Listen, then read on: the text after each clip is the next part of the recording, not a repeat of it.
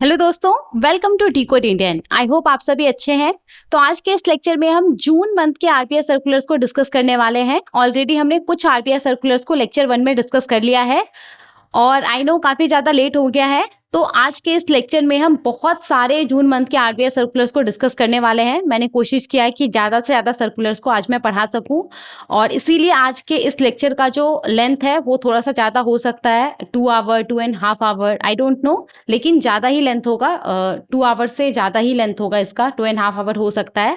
तो अगर ऐसा होता है तो मैं इसको 2 पार्ट्स में अपलोड कर दूंगी। ओके, तो चलिए शुरू करते हैं बिना किसी डिले के। अगर आपको इस पर्टिकुलर लेक्चर का या फिर आने वाला जितना भी लेक्चर है उसका पीडीएफ चाहिए होगा तो वो भी आपको मिल जाएगा। टेलीग्राम चैनल का लिंक डिस्क्रिप्शन बॉक्स में दिया गया है, वहां से जाकर के आप इस लेक्चर का और आने वाला जितना भी लेक्चर है उसका पीडीएफ डाउनलोड कर सकते हैं। ओके, तो चलिए शुरू करते हैं बिना किसी डिले के और देखते हैं कि सबसे पहला सर्कुलर कौन सा है हमारे पास। तो यहाँ पे हमारे पास जो सबसे पहला सर्कुलर है, ये सर्कुलर 6 जून 2025 का है। और ये सर्कुलर किस चीज से रिलेटेड है? देखिए, बैंक्स जो गोल्ड और सिल्वर को कोलेट्रल के तौर पे एक्सेप्ट करके लोगों को लोन प्रोवाइड करता है ना, उसको लेकर के ये पूरा सर्कुलर है। तो यहाँ पे हम बात करने वाले हैं reserve bank of India lending against gold and silver collateral directions 2025। तो इसके अंदर बेसिकली रूल्स है कि किस तरीके से बैंक्स, एनबीएफसीज गोल्ड और सिल्वर के अगेंस्ट में लोगों को लोन प्रोवाइड कर सकता है। तो इसके अंदर हम बात करने वाले हैं कि एग्जैक्टली में किस तरीके का जो गोल्ड होता है, जो सिल्वर होता है, बैंक्स उसको कोलेट्रल के तौर पे एक्सेप्ट कर सकता है उसके अगेंस्ट में लोन्स प्रोवाइड करने के लिए। यहाँ पे हम बात करने वाले हैं कि अगर कोई पर्सन है और अगर उसने 100 रुपीज के वैल्यू का गोल्ड बैंक में जमा किया तो बैंक उसको मैक्सिमम कितने रुपीज तक का लोन प्रोवाइड कर सकता है, जिसको हम लोन टू वैल्यू रेशियो बोलते हैं। तो इन सब के बारे में हम यहाँ पे बात करने वाले हैं। ओके, तो चलिए शुरू करते हैं। और क्योंकि कंप्लीट डायरेक्शंस को हम यहाँ पे पढ़ने वाले हैं तो इसीलिए इस पर्टिकुलर सर्कुलर को समझने में थोड़ा सा समय लग सकता है। ओके, तो चलिए शुरू करते हैं। और देखिए, शुरू करने से पहले क्योंकि जितना सारा भी प्रोविजंस है वो आपको अच्छे से समझ में आ जाए, इसीलिए शुरू करने से पहले थोड़ा सा इसका जो बेस है वो हम समझ लेंगे। ओके, जो बेसिक आइडिया है, जो बैकग्राउंड है, वो थोड़ा सा हम देख लेंगे इसका। देखिए, अभी का अगर हम बात करें ना, तो रिजर्व बैंक ऑफ इंडिया ने बैंकों को रिस्ट्रिक्ट किया हुआ है कि बैंक जो प्राइमरी गोल्ड होता है, प्राइमरी गोल्ड के अगेंस्ट में बैंक लोन प्रोवाइड नहीं कर सकता है लोगों को। जैसे कि आपका गोल्ड बुलियन हो गया। तो प्राइमरी गोल्ड क्या होता है? प्राइमरी गोल्ड ऐसा गोल्ड होता है जो कि अपने प्योरेस्ट फॉर्म में होता है, अपने रॉ फॉर्म में होता है। उसको रिफाइंड करके ज्वेलरी या ऑर्नामेंट या कॉइन्स नहीं बनाया गया होता है।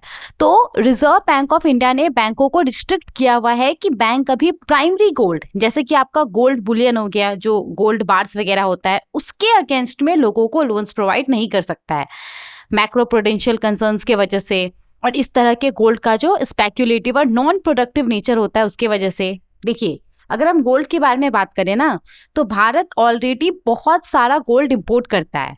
अब अगर भारत के अंदर इतने आसानी से प्राइमरी गोल्ड के अगेंस्ट में लोगों को लोन्स मिलने लगेगा तो इससे क्या होगा? इससे गोल्ड का जो डिमांड है वो काफी ज्यादा बढ़ जाएगा। और डिमांड बढ़ेगा तो हमारा जो इस तरह का जो नॉन एसेंशियल इंपोर्ट है उसके ऊपर जो हमारा डिपेंडेंसी है वो भी बढ़ जाएगा। तो यहाँ पे इन सब चीजों को ध्यान में देखते हुए, और देखिए होता क्या है ना कि इस तरह का जो गोल्ड होता है उसका जो नेचर होता है वो स्पेक्यूलेटिव होता है। लोग इसको किस लिए खरीदते हैं? ये सोच करके कि फ्यूचर में इसका जो प्राइस है वो ऊपर जाएगा। इसको प्रोडक्शन या फिर कंजम्पशन पर्पस के लिए नहीं खरीदा जाता है। अब जैसे कि मान लीजिए कोई बैंक है, किसी बैंक ने बिजनेसेस के अंदर लोन्स प्रोवाइड किया, एग्रीकल्चर के अंदर लोन्स प्रोवाइड किया, तो इससे क्या होता है? इससे जॉब्स होता है, इनकम जनरेट होता है, कुछ आउटपुट आता है। लेकिन वहीं एट द सेम टाइम अगर बैंक ये जो आपका प्राइमरी गोल्ड होता है, जैसे कि गोल्ड बुलियंस हो गया, तो इसके अगेंस्ट में बैंक जो लोन्स प्रोवाइड करता है ना, तो इससे एज सच जो हमारा रियल इकोनॉमिक एक्टिविटी है उसमें उतना ज्यादा कंट्रीब्यूशन नहीं होता है। तो इन सब चीजों को ध्यान में रखते हुए रिजर्व बैंक ऑफ इंडिया ने बैंकों को रिस्ट्रिक्ट किया हुआ है कि बैंक प्राइमरी गोल्ड के अगेंस्ट में लोगों को लोन्स प्रोवाइड नहीं कर सकता है। हालांकि यहाँ पे आरबीआई ने जो रेगुलेटेड एंटिटीज है उसको परमिट किया हुआ है कि रेगुलेटेड एंटिटीज जो भी बैंक्स है, एनबीएफसीज है, वो गोल्ड ज्वेलरी, जो गोल्ड ऑर्नामेंट्स होता है, गोल्ड का जो डेकोरेटिव आइटम्स वगैरह होता है, वो जो आपका गोल्ड कॉइन्स होता है, तो आरबीआई ने रेगुलेटेड एंटिटीज को अलाउ किया हुआ है कि इन सब के अगेंस्ट में, gold jewellery, gold ornaments, coins के अगेंस्ट में वो लोगों को, बोरोवर्स को शॉर्ट टर्म फाइनेंसिंग नीड को पूरा करने के लिए लोन प्रोवाइड कर सकता है, शॉर्ट टर्म के लिए लोन्स प्रोवाइड कर सकता है। ओके, और यहाँ पे इस तरह के लोन्स के लिए रिजर्व बैंक ऑफ इंडिया ने समय समय पे अलग अलग रेगुलेटेड एंटिटीज के लिए जो भी प्रूडेंशियल और कंडक्ट रिलेटेड रेगुलेशंस होता है उसको इशू किया हुआ है। ओके,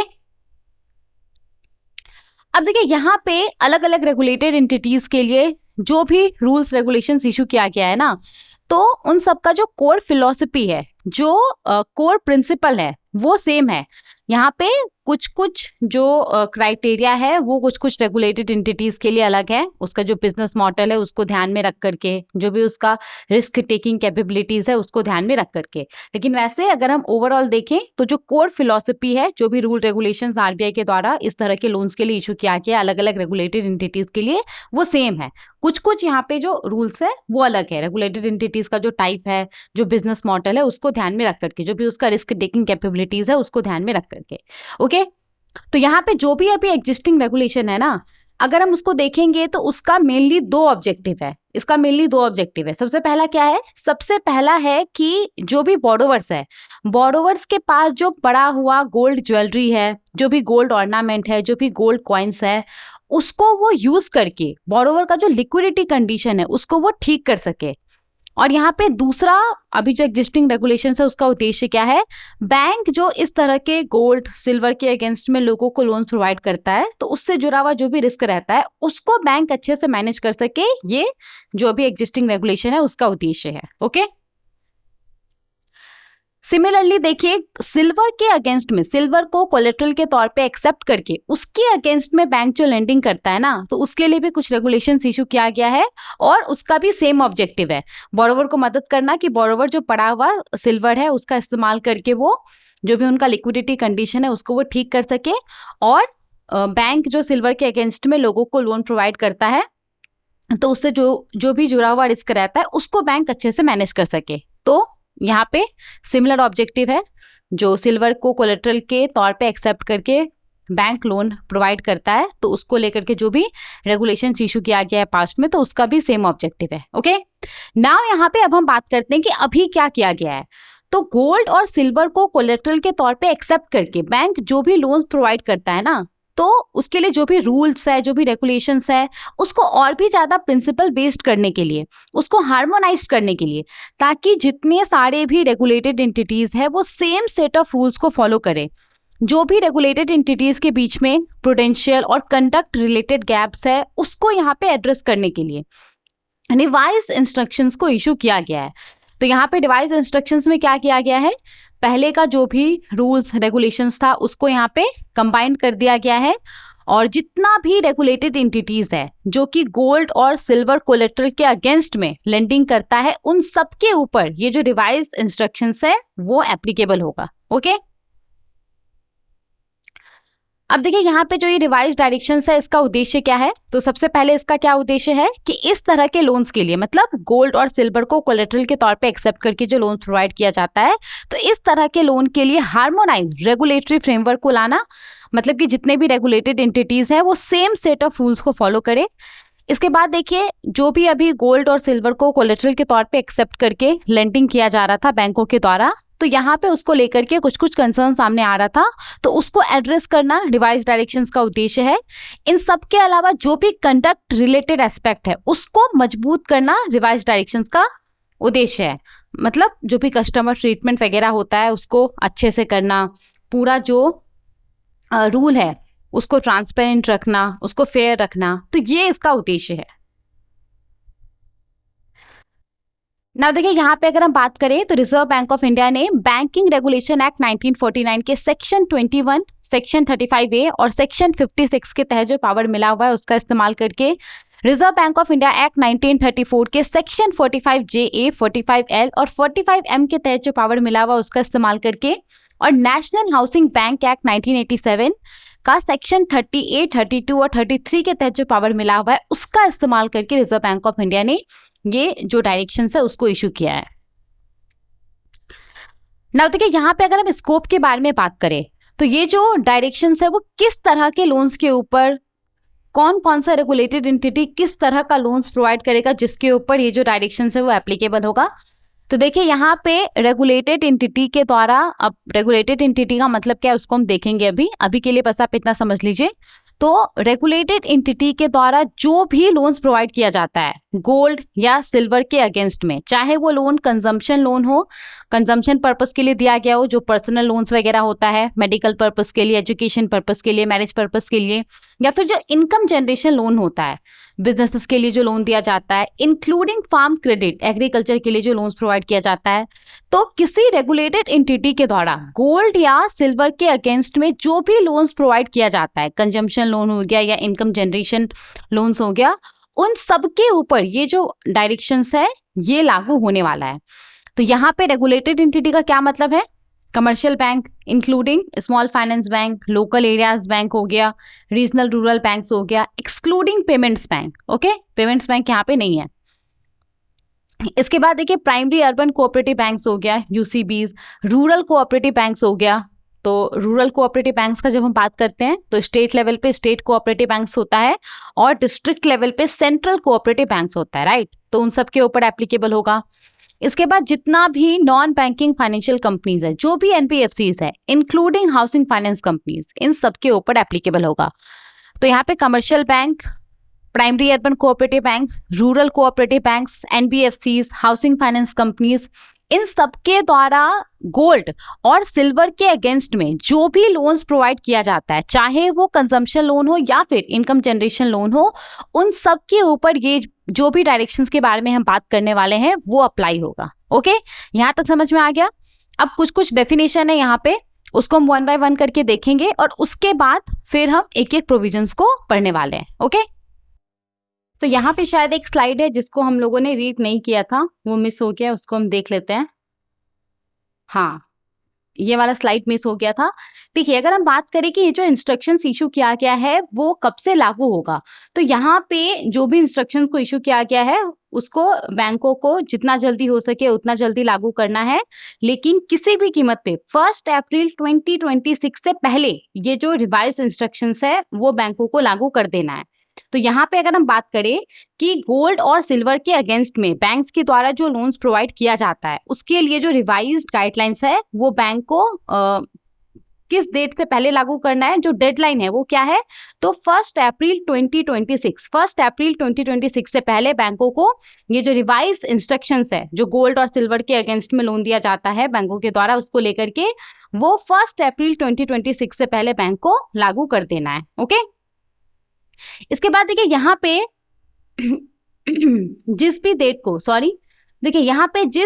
को जो रेगुलेटेड एंटिटी है वो इन डायरेक्शंस को अडॉप्ट करेगा, तो जो भी डेट ऑफ एडॉप्शन होगा ना, उस डेट से पहले बैंक ने जो भी लोन सैंक्शन किया होगा, जो भी लोन प्रोवाइड किया होगा, तो उस लोन को जो पहले वाला गाइडलाइंस है उसके अकॉर्डिंगली ही गवर्न किया जाएगा। ओके, तो ये आपको डेट यहाँ पे याद रखना है। जो डेट है वो क्या है, 1 अप्रैल 2026, ये डेडलाइन है। इससे पहले बैंक को किसी भी हालत में ये जो रिवाइज इंस्ट्रक्शंस है उसको लागू कर देना है। ओके, आगे बढ़ते हैं। ना देखिए यहाँ पे इंपॉर्टेंट डेफिनेशंस है, तो सबको हम देख लेते हैं। सबसे पहला है बुलेट रीपेमेंट लोन्स। सबसे पहला क्या है, बुलेट रीपेमेंट लोन्स। तो बुलेट रीपेमेंट लोन्स के बारे में आपने पहले भी सुना होगा। ये आखिर होता क्या है? देखिए, जनरली क्या होता है, जब भी हम बैंक से लोन लेते हैं तो हम लोन का रीपेमेंट कैसे करते हैं, चाहे वो पर्सनल लोन हो गया या फिर जो होम लोन्स होता है, तो हम लोन का रीपेमेंट कैसे करते हैं, हम मंथली इंस्टॉलमेंट में लोन का रीपेमेंट करते हैं, जिसको हम ईएमआई बोलते हैं, राइट? और उसमें हमारा प्रिंसिपल और इंटरेस्ट दोनों शामिल होता है। अब उसके ऑपोजिट ये जो बुलेट रीपेमेंट लोन्स है ना, ये कैसा लोन होता है, तो इसमें क्या होता है कि जो लोन का पूरा टेन्योर रहता है उस दौरान आपको कुछ भी पे नहीं करना होता है, ना तो आपको प्रिंसिपल अमाउंट पे करना होता है, ना ही तो आपको इंटरेस्ट का पैसा पे करना होता है। बुलेट रीपेमेंट लोन्स में क्या होता है ना, लोन का जो मैच्योरिटी होता है, मैच्योरिटी के समय में आपको प्रिंसिपल प्लस इंटरेस्ट आपको पे करना होता है एक साथ। जैसे कि अगर हम एक एग्जांपल लें, मान लीजिए कि कोई व्यक्ति है और उसने 1 लाख रुपीस का बुलेट रीपेमेंट लोन बैंक से अवेल किया है 6 महीने के लिए। तो अब यहाँ पे 6 महीने के लिए उसने अवेल किया है, तो ये जो पूरा लोन का टेन्योर है ना, ये जो पूरा 6 मंथ का पीरियड है, उसमें इस व्यक्ति को किसी भी प्रकार का लोन का रिपेमेंट नहीं करना है। यहाँ पे 6 महीने के बाद ये 1 लाख रुपया और प्लस इंटरेस्ट, इसके ऊपर जो भी इंटरेस्ट बनेगा वो दोनों साथ में उस व्यक्ति को बैंक को पे करना है। तो यही क्या होता है, ये होता है बुलेट रीपेमेंट लोन्स। ओके, समझ में आ गया? बुलेट रीपेमेंट लोन में क्या होता है, लोन का जो टेन्योर रहता है उसमें आपको किसी भी प्रकार का रीपेमेंट नहीं करना होता है। मैच्योरिटी के समय में आपको यहाँ पे जो प्रिंसिपल का पैसा रहता है प्लस जो इंटरेस्ट आपका बनता है वो आपको पे करना होता है। ओके, समझ में आ गया? जैसे कि इस एग्जांपल में पूरा 6 महीने के दौरान उस व्यक्ति को किसी भी प्रकार का पैसा पे नहीं करना होगा। 6 महीने के बाद जो उसने 1 लाख रुपया लिया है वो, और उसके ऊपर जो भी इंटरेस्ट बनता है वो उसको साथ में पे करना होगा। ओके, इसके बाद है कोलेट्रल सिक्योरिटी या फिर कोलेट्रल। तो इसका क्या मतलब होता है, तो कोई बोरोवर है, उसने अपने किसी एग्जिस्टिंग एसेट को, अपने एसेट को किसी बैंक के पास प्लेस किया है, गिरवी रखा है, और उसके अगेंस्ट में उसने बैंक से क्रेडिट फैसिलिटी अवेल किया, बैंक से लोन लिया है। तो यही क्या हो गया, कोलेट्रल हो गया। तो अगर उस व्यक्ति ने अपने किसी एसेट को बैंक के पास प्लेस करके उसके अगेंस्ट में बैंक से लोन लिया है, तो अब अगर वो बैंक को रीपेमेंट नहीं करेगा तो जो बैंक है, बैंक वो जो कोलेट्रल रहेगा, जो भी एसेट रहेगा, उसको सेल करके अपना पैसा रिकवर कर सकता है। ओके, ये भी समझ में आ गया। अब तीसरा है कंजम्पशन लोन। तो कंजम्पशन लोन क्या होता है, तो कोई भी परमिसिबल लोन, इन जनरल अगर हम बात करें तो कंजम्पशन लोन क्या हो गया, जो आपका पर्सनल लोन्स होता है, जैसे कि आपका एजुकेशन लोन हो गया, मैरिज लोन हो गया, उसके बाद आपका जो मेडिकल एक्सपेंसेस के लिए लोन लिया जाता है, तो वो सब किस में आता है, कंजम्पशन लोन में आता है, राइट। तो यहाँ पे ये तो जनरल हो गया मतलब इसका। अगर हम इसका डेफिनेशन देखें तो यहाँ पे क्या लिखा हुआ है, कोई भी परमिसिबल लोन जो कि इनकम जनरेटिंग लोन के डेफिनेशन के ऊपर खरा नहीं उतरता है, वो क्या है, कंजम्पशन लोन है। तो इनकम जनरेटिंग लोन्स के बारे में थोड़ी देर के बाद हम बात करने वाले हैं, उसका भी डेफिनेशन दिया गया है। तो कोई भी ऐसा लोन है जो कि इनकम जनरेटिंग लोन नहीं है ना, तो समझ जाइए कि वो कंजम्पशन लोन है। ओके, आगे बढ़ते हैं। इसके बाद यहाँ पे एलिजिबल कोलेट्रल क्या है, ये काफी ज्यादा इंपॉर्टेंट डेफिनेशन है। देखिए, एलिजिबल कोलेट्रल का क्या मतलब है, मतलब कि यहाँ पे जहां कहीं पे भी एलिजिबल कोलेट्रल लिखा होगा उसका क्या मतलब है, तो गोल्ड या सिल्वर से बना हुआ जो भी ज्वेलरी होता है, ऑर्नामेंट्स होता है, कॉइन्स होता है, वो सब यहाँ पे एलिजिबल कोलेट्रल है। ओके, तो यहाँ पे आपने देखा होगा यहाँ पे गोल्ड बुलियन वगैरह नहीं लिखा हुआ है। तो एलिजिबल कोलेट्रल क्या है, गोल्ड या फिर सिल्वर से बना हुआ जो भी ज्वेलरी, ऑर्नामेंट या कॉइन्स है, वो सब यहाँ पे एलिजिबल कोलेट्रल है। इन सब का इस्तेमाल करके आप इसके अगेंस्ट में बैंक से लोन अवेल कर सकते हैं। ओके, नाउ यहाँ पे इसके बाद और एक इंपॉर्टेंट डेफिनेशन है, loan to value ratio, LTV ratio. अब ये क्या है, देखिए, जो भी आउटस्टैंडिंग लोन अमाउंट होता है, जितना भी पैसा बैंक से आपने उधार लिया हुआ है वो पैसा, और जितना भी जो प्लेस्ड एलिजिबल कोलेट्रल रहता है, जिसको कि प्लेस करके आपने बैंक से लोन लिया हुआ है, तो उसका एज ऑन दैट डे तक जो वैल्यू रहता है, इन दोनों का रेशियो ही क्या होता है, लोन टू वैल्यू रेशियो होता है।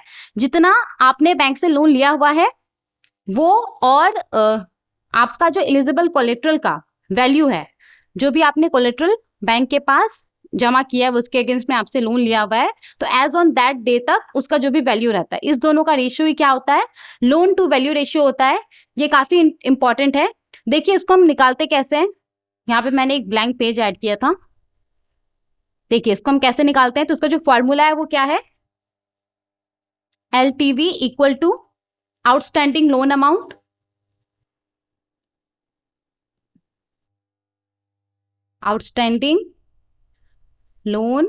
अमाउंट डिवाइडेड बाय जो भी आपका प्लेस्ड कोलेट्रल रहता है, गोल्ड हो गया, सिल्वर हो गया, तो जो भी उसका वैल्यू रहता है, तो वैल्यू ऑफ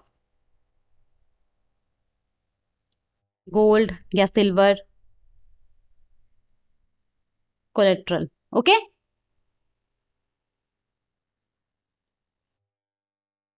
इनटू 100। तो इस तरीके से आप लोन टू वैल्यू रेशियो निकालते हैं। इसका हम प्रैक्टिकल एग्जांपल ले लेते हैं। मान लीजिए कि आप बैंक के पास गए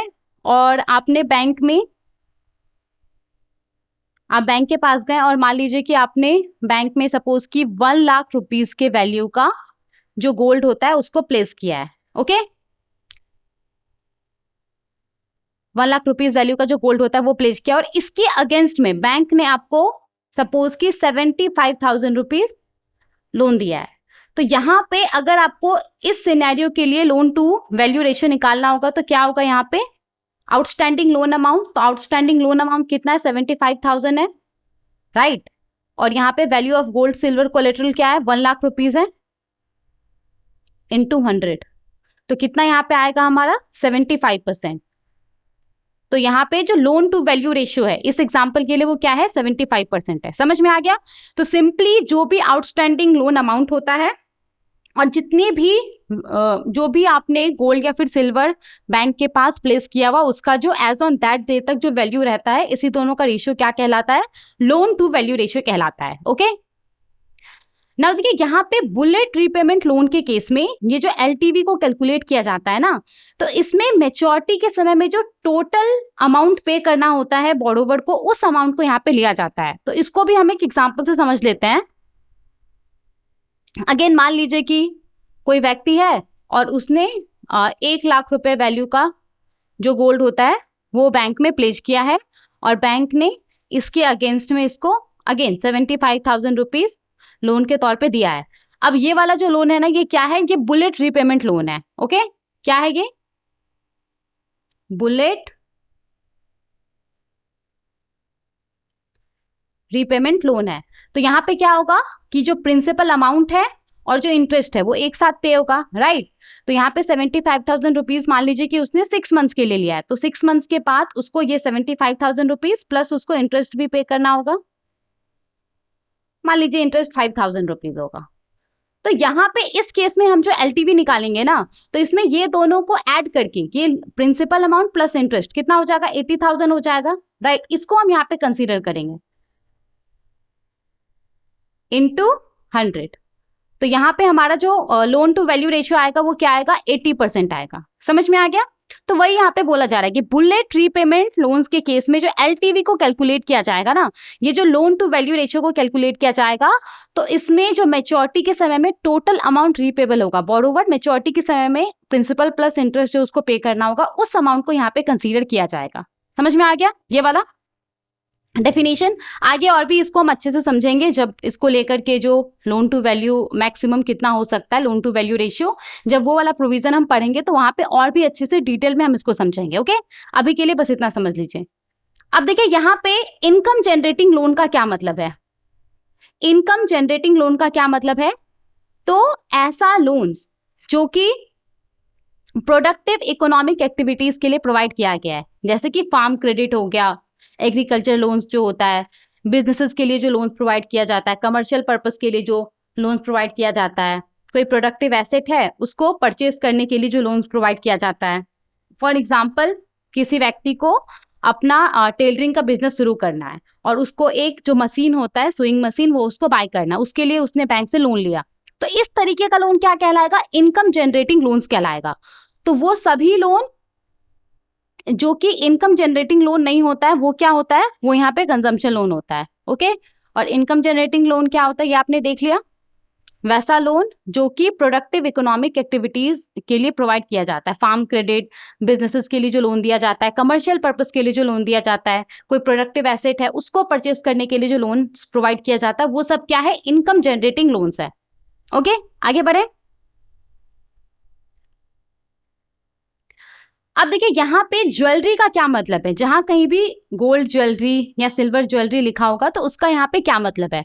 तो गोल्ड ज्वेलरी का मतलब है ऐसा आइटम जिसको कि पर्सनल एडॉर्नमेंट्स के लिए डिजाइन किया गया है, मतलब ऐसा आइटम जिसको कि पर्सनल सजावट के लिए तैयार किया गया है, खुद को सजाने के लिए जिसको तैयार किया गया है, जैसे कि आपका रिंग हो गया, फिर आपका नेकलेस वगैरह हो गया, तो ये सब क्या है, ये सब ज्वेलरी है। ओके, ऐसा आइटम जिसको कि पर्सनल एडॉर्नमेंट्स के लिए तैयार किया गया है, डिजाइन किया गया है। ओके, इसके बाद यहाँ पे लेंडर का क्या मतलब है, कहीं पे भी अगर लेंडर लिखा है तो उसका क्या मतलब है, तो उसका मतलब है कोई ऐसा रेगुलेटेड एंटिटी जो कि एलिजिबल कोलेटरल के, मतलब कि गोल्ड ज्वेलरी या सिल्वर ज्वेलरी, गोल्ड ऑर्नामेंट या सिल्वर ऑर्नामेंट, गोल्ड कॉइन या फिर सिल्वर कॉइन, तो ये सब क्या है, एलिजिबल कोलेट्रल है।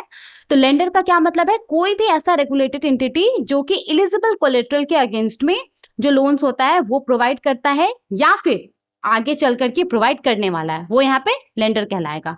ओके, नाउ इसके बाद ऑर्नामेंट्स का क्या मतलब है, तो ऑर्नामेंट्स का मतलब है कोई भी ऐसा आइटम जिसको कि किसी ऑब्जेक्ट के एडॉर्नमेंट्स के लिए तैयार किया गया है, उसको बनाया गया है। ऐसा आइटम जिसको कि किसी ऑब्जेक्ट को किसी प्लेस को सजाने के लिए यूज किया जाता है। डेकोरेटिव आइटम्स हो गया, जो यूटेंसिल्स वगैरह होता है, जैसे कि आपका जो सिल्वर प्लेट वगैरह होता है, जो गोल्ड प्लेटेड आइडल्स वगैरह होता है, तो ये सब क्या कहलाता है, ये सब ऑर्नामेंट कहलाता है। ओके, तो यहाँ पे ऑर्नामेंट का क्या मतलब है, ऐसा आइटम जिसको कि किसी ऑब्जेक्ट के एडॉर्नमेंट्स के लिए यूज किया जाता है, डेकोरेटिव आइटम हो गया, यूटेंसिल्स हो गया, और जो ज्वेलरी के डेफिनेशन के अंदर नहीं आता है। ओके, समझ में आ गया, आगे बढ़ते हैं। इसके बाद देखिए यहाँ पे प्राइमरी गोल्ड और प्राइमरी सिल्वर का क्या मतलब है, तो यहाँ पे कोई भी ऐसा गोल्ड या फिर सिल्वर जो कि ज्वेलरी, ऑर्नामेंट्स या कॉइन्स के फॉर्म में नहीं है, वो क्या कहलाएगा, वो प्राइमरी गोल्ड और प्राइमरी सिल्वर कहलाएगा, और उसके अगेंस्ट में बैंक लोन प्रोवाइड नहीं कर सकता है। ओके, इन सब के अलावा एक और यहाँ पे इंपॉर्टेंट डेफिनेशन है, वो है टॉप अप लोन का। तो टॉप अप लोन का क्या मतलब होता है, देखिए इसका क्या मतलब होता है, कोई एक व्यक्ति है, उसने बैंक से ऑलरेडी लोन लिया हुआ है किसी भी एलिजिबल कोलेटरल को प्लेस करके, अब उसका जो लोन है वो एक्टिव है, अब लोन का जो टेन्योर है उसी के दौरान उसने बैंक से एडिशनल लोन अवेल किया है, तो यही क्या कहलाएगा, टॉप अप लोन कहलाएगा। तो यहाँ पे जो उसका ओरिजिनल लोन है, उसका जो टेन्योर है वो एक्टिव है, और उसी टेन्योर के दौरान उसने बैंक से और एडिशनल लोन अवेल किया है। और ऐसा नहीं है कि यहाँ पे उसने जो एडिशनल लोन अवेल किया है इसके लिए उसने नया कोलेटरल प्लेस किया है, जो पहले से उसने कोलेटरल प्लेस किया हुआ था उसी के ऊपर उसने, और जो उसका लोन है वो एक्टिव है और उसी दौरान उसने एडिशनल लोन अवेल किया है बैंक से, तो यही क्या कहलाता है, ये आपका टॉप अप लोन कहलाता है। इज दिस क्लियर, यहाँ तक समझ में आ गया पूरा। तो ये कुछ इंपॉर्टेंट डेफिनेशन था। आजकल आप देख रहे होंगे कि डेफिनेशन के ऊपर भी काफी क्वेश्चन पूछा जाता है, तो ये सब हमने देख लिया है। अब वन बाय वन करके हम प्रोविजंस को पढ़ने वाले हैं। ओके, तो चलिए शुरू करते हैं। ना देखिए, बैंक्स के द्वारा एलिजिबल कोलेटरल के अगेंस्ट में जो भी लोन प्रोवाइड किया जाता है, अब एलिजिबल कोलेटरल कहीं पे भी लिखा होगा, इसका मतलब क्या होगा, गोल्ड या फिर सिल्वर का, ज्वेलरी, ऑर्नामेंट, कॉइन्स का बात यहाँ पे हो रहा है। तो एलिजिबल कोलेटरल के अगेंस्ट में बैंक जो भी लोन प्रोवाइड करता है उसके लिए कुछ जनरल कंडीशन यहाँ पे बताया गया है। तो सबसे पहला चीज, तो बैंक के पास जो भी लेंडर होगा उसके पास एक क्रेडिट पॉलिसी होना चाहिए, तो और उस क्रेडिट पॉलिसी के अंदर ये सारा चीज मेंशन होना चाहिए। इस क्रेडिट पॉलिसी में सिंगल बोरोवर लिमिट्स मेंशन होना चाहिए कि बैंक एलिजिबल कोलेटरल के अगेंस्ट में किसी एक सिंगल बोरोवर को मैक्सिमम कितना पैसा उधार पे दे सकता है, ये मेंशन होना चाहिए। इसके बाद इसके अंदर एग्रीगेट लिमिट मेंशन होना चाहिए कि बैंक टोटल कितना एलिजिबल कोलेटरल के अगेंस्ट में जो लोन्स है वो प्रोवाइड कर सकता है। एलिजिबल कोलेटरल के अगेंस्ट में बैंक मैक्सिमम कितना लोन प्रोवाइड कर सकता है वो मेंशन होना चाहिए इसके अंदर। इसके बाद इस क्रेडिट पॉलिसी में मैक्सिमम एलटीवी रेशियो मेंशन होना चाहिए इस तरह के लोन्स के लिए। ओके, गोल्ड और सिल्वर के अगेंस्ट में जो लोन प्रोवाइड किया जाता है उसके लिए मैक्सिमम एलटीवी रेशियो मेंशन होना चाहिए।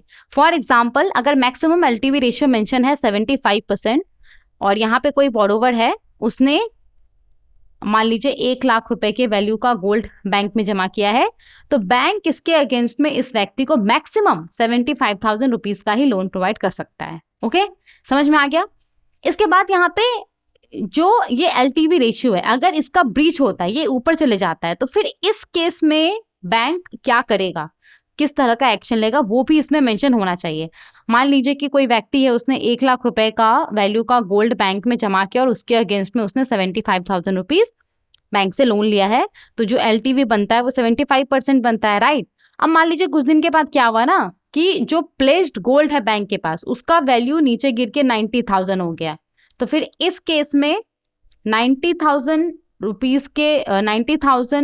रुपीज के वैल्यू के गोल्ड के अगेंस्ट में इस व्यक्ति को 75,000 रुपीज लोन दिया गया है, तो इसका अगर आप एलटीवी निकालेंगे तो 83% हो जाएगा, ऐसा कुछ हो जाएगा इसके आसपास। तो यहाँ पे तो ब्रीच हुआ, एलटीवी का मैक्सिमम एलटीवी कितना हो सकता था 75%, लेकिन यहाँ पे कितना हो रहा है, क्योंकि गोल्ड का जो वैल्यू है वो नीचे चले गया है, तो यहाँ पे जो एलटीवी हो गया वो कितना हो गया 83%। तो ये तो ब्रीच है एलटीवी रेशियो का, राइट। तो फिर इस केस में बैंक क्या एक्शन लेगा, बोरोवर को बोलेगा कि थोड़ा और आप गोल्ड ला करके जमा कीजिए, या फिर बोरोवर को रीपेमेंट के लिए बोलेगा। तो ये चीजें इसमें मेंशन होना चाहिए क्रेडिट पॉलिसी में। इसके बाद यहाँ पे valuation standards and norms mention होना चाहिए कि किस तरीके से जो भी गोल्ड और सिल्वर रहेगा उसका वैल्यू पता किया जाएगा। इसके बाद इसके अंदर स्टैंडर्ड्स होना चाहिए गोल्ड और सिल्वर के प्योरिटी को चेक करने के लिए कि ये कितना प्योर है, इसके लिए इसके अंदर रूल रेगुलेशंस रहना चाहिए। तो ये सारा चीज मेंशन होना चाहिए। इसके बाद देखिए यहाँ पे इस पॉलिसी के अंदर, क्रेडिट पॉलिसी के अंदर प्रायोरिटी सेक्टर लेंडिंग के तहत बैंक जो भी गोल्ड या सिल्वर के अगेंस्ट में लोन्स प्रोवाइड करता है, तो उस केस में बैंक को क्या क्या डॉक्यूमेंटेशन करना है, बैंक को क्या क्या डॉक्यूमेंट ऑब्टेन करना है, ये सारा चीज इसके अंदर मेंशन होना चाहिए। ओके, यहाँ तक समझ में आ गया। इसके अलावा देखिए यहाँ पे जो भी बैंक का क्रेडिट पॉलिसी होगा उसके तहत बैंक को एक पॉलिसी या फिर स्टैंडर्ड ऑपरेटिंग प्रोसीजर तैयार करना होगा असेइंग प्रोसीजर को लेकर के। अब असेइंग प्रोसीजर क्या होता है, तो ये एक ऐसा प्रोसेस होता है जिसमें गोल्ड का जो प्योरिटी होता है, जो इसका क्वालिटी होगा, उसको चेक किया जाता है। तो यहाँ पे बैंक के पास पॉलिसी या जो स्टैंडर्ड ऑपरेटिंग प्रोसीजर होता है वो होना चाहिए क्रेडिट पॉलिसी के तहत असेइंग प्रोसीजर के लिए। ओके, और इस असेइंग प्रोसीजर के अंदर, इस स्टैंडर्ड ऑपरेटिंग प्रोसीजर के अंदर ये सारा चीज मेंशन होना चाहिए असेइंग प्रोसीजर को लेकर के। जैसे कि जो भी गोल्ड और सिल्वर असेयर होगा या वैल्यूअर होगा जो कि गोल्ड के क्वालिटी को, गोल्ड या सिल्वर के क्वालिटी को, प्योरिटी को चेक करेगा, इसका वैल्यूएशन करेगा, तो वो जो भी पर्सन होगा उसके लिए क्या क्या क्राइटेरिया है, क्या क्या क्वालिफिकेशन है, ये सब मेंशन होना चाहिए एसओपी के अंदर। इसके बाद यहाँ पे पूरा ऑक्शन प्रोसीजर मेंशन होना चाहिए कि किस तरीके से ऑक्शन होगा। अगर कोई बोरोवर है, उसने गोल्ड या फिर सिल्वर के अगेंस्ट में बैंक से लोन लिया है, अब वो रीपेमेंट नहीं कर पा रहा है, तो किस तरीके से पूरा ऑक्शन होगा ये मेंशन होना चाहिए। Triggered event for the auction इसमें मेंशन होना चाहिए कि एग्जैक्टली कब जो ऑक्शन है वो शुरू हो जाएगा, कितने दिन तक अगर बोरोवर ने रीपेमेंट नहीं किया, नोटिस का जवाब नहीं दिया, तो जो ऑक्शन है वो शुरू हो जाएगा। वो ट्रिगर इवेंट इसमें मेंशन होना चाहिए। इसके बाद इसके अंदर टाइमलाइन मेंशन होना चाहिए। ऑक्शन प्रोसेस शुरू करने से कितने दिन पहले बोरोवर को नोटिस भेजना होगा बैंक को, ये इसमें मेंशन होना चाहिए। ओके, इसके बाद यहाँ पे मोड ऑफ ऑक्शन मेंशन होना चाहिए कि किस तरीके से ऑक्शन होगा। इन सब के अलावा यहाँ पे नोटिस पीरियड मेंशन होना चाहिए। ऑक्शन से पहले बोरोवर को नोटिस पीरियड भेजा जाएगा, तो ये कितने दिन का नोटिस पीरियड होगा जिसके अंदर जो भी बोरोवर है, लीगल हायर है, वो लोन का लीगल हायर है, वो लोन का सेटलमेंट कर सकता है, तो वो नोटिस पीरियड के बारे में यहाँ पे मेंशन होना चाहिए। इसके बाद यहाँ पे इम्पैनलमेंट ऑफ ऑक्शनियर्स मेंशन होना चाहिए। मतलब कि यहाँ पे जो भी बैंक है, बैंक ने किसको किसको अपॉइंट किया हुआ है ऑक्शन प्रोसेस को कंडक्ट करने के लिए, जो प्रॉपर एक लिस्ट होता है वो इसके अंदर मेंशन होना चाहिए। प्री अप्रूव्ड लिस्ट यहाँ पे मेंशन होना चाहिए क्वालिफाइड ऑक्शनियर्स का, जो कि पूरा जो ऑक्शन प्रोसेस होता है उसको कंडक्ट कर सकता है। ओके, इसके बाद यहाँ पे देखिए जो बोरोवर है, बोरोवर का जो भी एलिजिबल कोलेटरल बैंक के पास जमा है, अगर वो बैंक से गुम हो जाता है या फिर वो डैमेज हो जाता है या फिर उसका जो क्वांटिटी है या जो प्योरिटी है उसमें डिफरेंसेस पाया जाता है इंटरनल ऑडिट के दौरान, या जब उसको रिटर्न किया जा रहा है बोरोवर को तब, या फिर जो ऑक्शन प्रोसेस हो रहा है तब, तो इस केस में जो बोरोवर है, जो लीगल हायर है, उसको कंपनसेट करना पड़ेगा जो भी नुकसान होगा वो। तो कैसे उसको कंपनसेट करना पड़ेगा, कितने दिन के अंदर ये कंपनसेशन का पैसा उसको देना होगा, ये सारा चीज इसमें मेंशन होना चाहिए। ओके, आगे देखते हैं। इन सब के अलावा देखिए यहाँ पे जो भी एग्जिस्टिंग गाइडलाइंस है उसके हिसाब से बैंक उसका जो भी क्रेडिट रिस्क मैनेजमेंट फ्रेमवर्क है उसको देखते हुए वो एलिजिबल कोलेटरल के अगेंस्ट में लोन प्रोवाइड कर सकता है। लेकिन यहाँ पे प्रिंसिपल ऑफ प्रोपोर्शनैलिटी को ध्यान में रख करके उसको एलिजिबल कोलेटरल के अगेंस्ट में लोन प्रोवाइड करना पड़ेगा।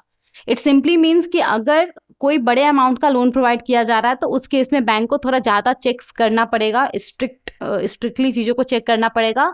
और वहीं अगर स्मॉल टिकट लोन्स प्रोवाइड किया जा रहा है तो यहाँ पे जो पूरा प्रोसेस है उसको बैंक को आसान रखना होगा, अगर छोटे अमाउंट का लोन प्रोवाइड किया जा रहा है तो, ठीक है। लेकिन यहाँ पे देखिए अगर एलिजिबल कोलेटरल के अगेंस्ट में जो लोन प्रोवाइड किया जा रहा है वो 2.5 लाख रुपए से ज़्यादा है पर बोरोवर, तो फिर इस केस में बैंक को डिटेल क्रेडिट असेसमेंट करना होगा।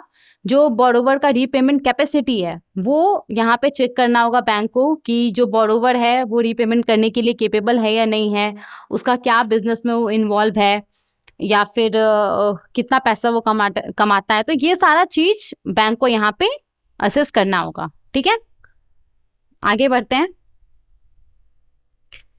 इसके बाद देखिए यहाँ पे बैंक अगर चाहे तो वो एग्जिस्टिंग लोन को रिन्यू कर सकता है। मान लीजिए आपने 12 मंथ के लिए बैंक से लोन लिया है, अब 12 मंथ का पीरियड खत्म होने वाला है, आपके पास पैसा नहीं है रीपेमेंट करने के लिए, तो बैंक को आपने रिक्वेस्ट किया कि प्लीज आप मेरे लोन को और 1 साल के लिए बढ़ा दीजिए। तो यहाँ पे अगर बैंक ऐसा चाहे तो वो कर सकता है बोरोवर के रिक्वेस्ट पे। जो टॉपअप लोन होता है उसको वो प्रोवाइड कर सकता है, जो भी बोरोवर का क्रेडिट असेसमेंट है वो करते हुए, वो कैपेबल है कि नहीं है लोन का रिपेमेंट करने के लिए, इन सब चीजों को देखते हुए। लेकिन ध्यान रखना होगा कि इस तरह का जो रेनेबल है, जो टॉपअप है, वो जो परमिसिबल एलटीवी है उसके अंदर है, और जो लोन प्रोवाइड किया जा रहा है ना वो मतलब जिस भी लोन को रिन्यू किया जा रहा है या फिर जिसके ऊपर भी टॉपअप लोन प्रोवाइड किया जा रहा है वो स्टैंडर्ड लोन के तौर पे क्लासीफाई है, वो सब स्टैंडर्ड या लॉस या डाउटफुल लोन के तौर पे क्लासीफाई नहीं है। ओके, इसके बाद यहाँ पे देखिए बुलेट रीपेमेंट लोन के केस में अगर रिन्यूएबल होगा, मान लीजिए आपने 12 महीने के लिए बुलेट रीपेमेंट लोन लिया है, 12 महीने का पीरियड खत्म हो गया है और अब आपको लोन का रीपेमेंट करना है लेकिन आपके पास पैसा नहीं है। ओके, 12 मंथ के लिए आपने लिया है लोन, अब आपके पास पैसा नहीं है, तो बैंक आपको यहाँ पे क्या बोलेगा, बैंक आपको बोलेगा कि अगर आपको लोन को रिन्यू करना है तो ये जो 12 मंथ का इंटरेस्ट है आप वो सिर्फ हमें पे कर दीजिए और हम आपके लोन को रिन्यू कर देंगे, आपके पास और 1 साल का समय रहेगा लोन का रिपेमेंट करने के लिए।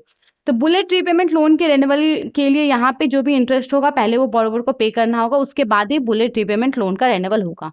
ओके, इन सब के अलावा देखिए बैंक यहाँ पे जो भी लोन्स को रिन्यू करता है, जो भी टॉपअप लोन्स प्रोवाइड करता है, तो वो बैंक का जो कोर बैंकिंग सिस्टम है, जो भी लोन प्रोसेसिंग सिस्टम है, उसके अंदर क्लियरली मेंशन होना चाहिए। ओके, तो ये सब यहाँ पे कुछ कुछ जनरल कंडीशंस था जो हमने देखा है बैंक जो एलिजिबल कोलेटरल के अगेंस्ट में लोन प्रोवाइड करता है उसके लिए। आगे बढ़ते हैं, और भी बहुत सारी प्रोविजंस हैं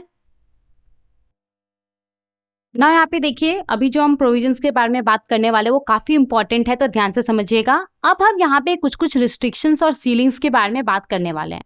तो ये तो हमने पहले ही देख लिया था कि कोई भी बैंक जो प्राइमरी गोल्ड होता है या जो प्राइमरी सिल्वर होता है उसके अगेंस्ट में लोन प्रोवाइड नहीं कर सकता है। तो कोई भी बैंक प्राइमरी गोल्ड या प्राइमरी सिल्वर या फिर कोई भी ऐसा फाइनेंशियल एसेट जो कि प्राइमरी गोल्ड या फिर सिल्वर से लिंक है, जैसे कि जो यूनिट होता है एक्सचेंज ट्रेडेड फंड का, आपका जो गोल्ड ईटीएफ वगैरह होता है, इसके अलावा जो म्यूचुअल फंड्स का यूनिट होता है, ऐसा म्यूचुअल फंड्स जो कि गोल्ड वगैरह में इन्वेस्ट करता है, तो सिंपली यहाँ पे बैंक किसी भी वे में प्राइमरी गोल्ड या सिल्वर के अगेंस्ट में लोन प्रोवाइड नहीं कर सकता है।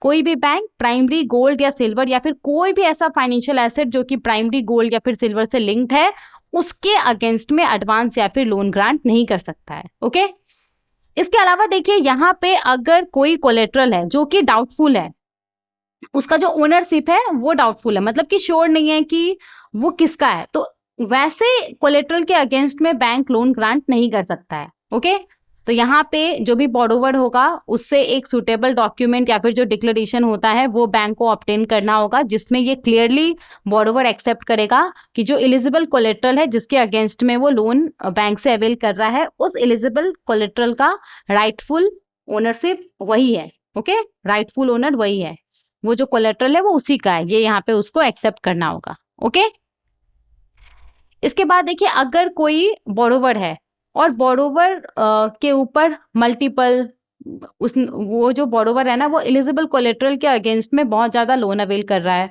फ्रीक्वेंट वो लोन अवेल कर रहा है, और जो उसका टोटल लोन है उस पर्टिकुलर बोरोवर का वो जो थ्रेशोल्ड है उससे ज्यादा हो चुका है, तो फिर इस केस में बैंक को यहाँ पे जो ट्रांजैक्शन है उसको मॉनिटर करना पड़ेगा एंटी मनी लॉन्ड्रिंग फ्रेमवर्क के तहत। चीजों को देखना पड़ेगा कि कहीं कुछ फ्रॉड तो नहीं है, सारा चीज ठीक है, ये बैंक को यहाँ पे देखना पड़ेगा, कुछ फ्रॉड तो नहीं हो रहा है, कहीं मनी लॉन्ड्रिंग का तो केस नहीं है। अब जाहिर सा बात है कोई सेम बोरोवर है, कोई एक बोरोवर है और वो गोल्ड के अगेंस्ट में जो भी गोल्ड ज्वेलरी वगैरह होता है उसके अगेंस्ट में वो बार बार बैंक से लोन अवेल कर रहा है, और जो एक बोरोवर के लिए जो थ्रेशोल्ड होता है उस थ्रेशोल्ड से ज्यादा हो चुका है, उसने उस थ्रेशोल्ड से ज्यादा लोन अवेल कर लिया एलिजिबल कोलेटरल के अगेंस्ट में, तो बैंक को यहाँ पे क्लोजली चीजों को देखना पड़ेगा, जो भी है उसको मॉनिटर करना पड़ेगा एंटी मनी लॉन्ड्रिंग फ्रेमवर्क के तहत। समझ में आ गया? इसके बाद देखिए यहाँ पे अ लेंडर, कोई बैंक इन सब चीजों को नहीं करेगा। तो यहाँ पे किन सब चीजों का बात किया जा रहा है, दो चीज है, इसको ध्यान से समझ लीजिए। सबसे पहला तो ये है कि अगर कोई बोरोवर है, उसने अपना गोल्ड या फिर सिल्वर को प्लेज किया है बैंक के पास, तो बैंक वापस से इन गोल्ड को, इन सिल्वर को रीप्लेस करके कहीं से लोन अवेल नहीं कर सकता है। आप बैंक के पास गए, आपने गोल्ड ज्वेलरी बैंक के पास जमा कर दिया, उसके अगेंस्ट में आपने लोन ले लिया, तो अब बैंक ऐसा नहीं कर सकता, उस गोल्ड ज्वेलरी को बैंक ऐसा नहीं कर सकता कि दूसरे बैंक में उसने जमा कर दिया, प्लेज कर दिया और उसके अगेंस्ट में वो लोन ले रहा है। तो यही यहाँ पे बोला जा रहा है कि a lender shall not avail loans by repledging gold और silver pledged to it by its borrower. Okay, इसके बाद देखिए यहाँ पे कोई बोरोवर है और उसने गोल्ड या फिर सिल्वर कोलेटरल को प्लेज करके बैंक से लोन अवेल किया है ना, तो उस सेम गोल्ड या सिल्वर कोलेटरल के अगेंस्ट में बैंक किसी दूसरे लेंडर या एंटिटीज या इंडिविजुअल को लोन प्रोवाइड नहीं कर सकता है। ओके, तो ये दोनों चीज है, समझ में आ गया? और यहाँ पे देखिए इन दोनों प्रोविजन को लेकर के किसी भी तरह का डाउट ना रहे, इसीलिए एक चीज को यहाँ पे क्लियर कर दिया गया है। इन दोनों प्रोविजन का मतलब ये नहीं है कि कोई बैंक है वो किसी दूसरे बैंक को जो रिसीवेबल होता है उसके अगेंस्ट में लोन प्रोवाइड नहीं कर सकता है। मान लीजिए कोई बैंक है, उसके पास कुछ रिसीवेबल है, तो रिसीवेबल क्या दर्शाता है कि उस बैंक को किसी पार्टी से, किसी बोरोवर से कुछ दिनों के बाद पैसा मिलना है, लेकिन उस बैंक को अभी पैसों का जरूरत पड़ गया, तो वो बैंक इस बैंक के पास जाता है, पहले वाले बैंक के पास जाएगा और यहाँ पे इन रिसीवेबल के अगेंस्ट में वो बैंक से लोन प्रोवाइड कर सकता है। इसके ऊपर किसी भी तरह का रिस्ट्रिक्शंस नहीं है। ओके, इस चीज को यहाँ पे क्लियर कर दिया गया है। इसके बाद देखिए यहाँ पे जो बुलेट रीपेमेंट लोन होता है कंजम्पशन लोन्स के नेचर में, जो कंजम्पशन लोन्स होता है बुलेट रीपेमेंट लोन्स के नेचर में, मतलब जो भी पर्सनल लोन्स वगैरह होता है ना, जो कि बुलेट रीपेमेंट लोन्स के नेचर में होता है, जिसमें कि आपको प्रिंसिपल और इंटरेस्ट एक साथ पे करना होता है, तो इसका जो टेन्योर है वो 12 मंथ से ज्यादा नहीं हो सकता है। ये ध्यान रखिएगा, इससे क्वेश्चन पूछा जा सकता है। तो कंजम्पशन लोन का ऐसा कंजम्पशन लोन जो कि बुलेट रीपेमेंट लोन के नेचर में है, तो उसका जो टेन्योर है वो मैक्सिमम 12 मंथ हो सकता है, इससे ज्यादा नहीं हो सकता है। इसके बाद इसको आप रिन्यू कर सकते हैं बैंक को रिक्वेस्ट करके। ओके, इन सब के अलावा देखिए यहाँ पे जो भी गोल्ड ऑर्नामेंट होता है, जो गोल्ड कॉइन होता है, उसके अगेंस्ट में जो आप बैंक से लोन अवेल करते हैं, तो उसको लेकर के यहाँ पे कुछ कुछ लिमिट्स है और ये काफी इंपॉर्टेंट लिमिट्स है, तो इसको बहुत ही ध्यान से समझिएगा। ओके, मतलब कि मैक्सिमम आप कितना गोल्ड ऑर्नामेंट्स के अगेंस्ट में, मैक्सिमम कितना gold ornament, silver ornament place करके आप बैंक से लोन ले सकते हैं, तो इसको लेकर के लिमिट है। ओके,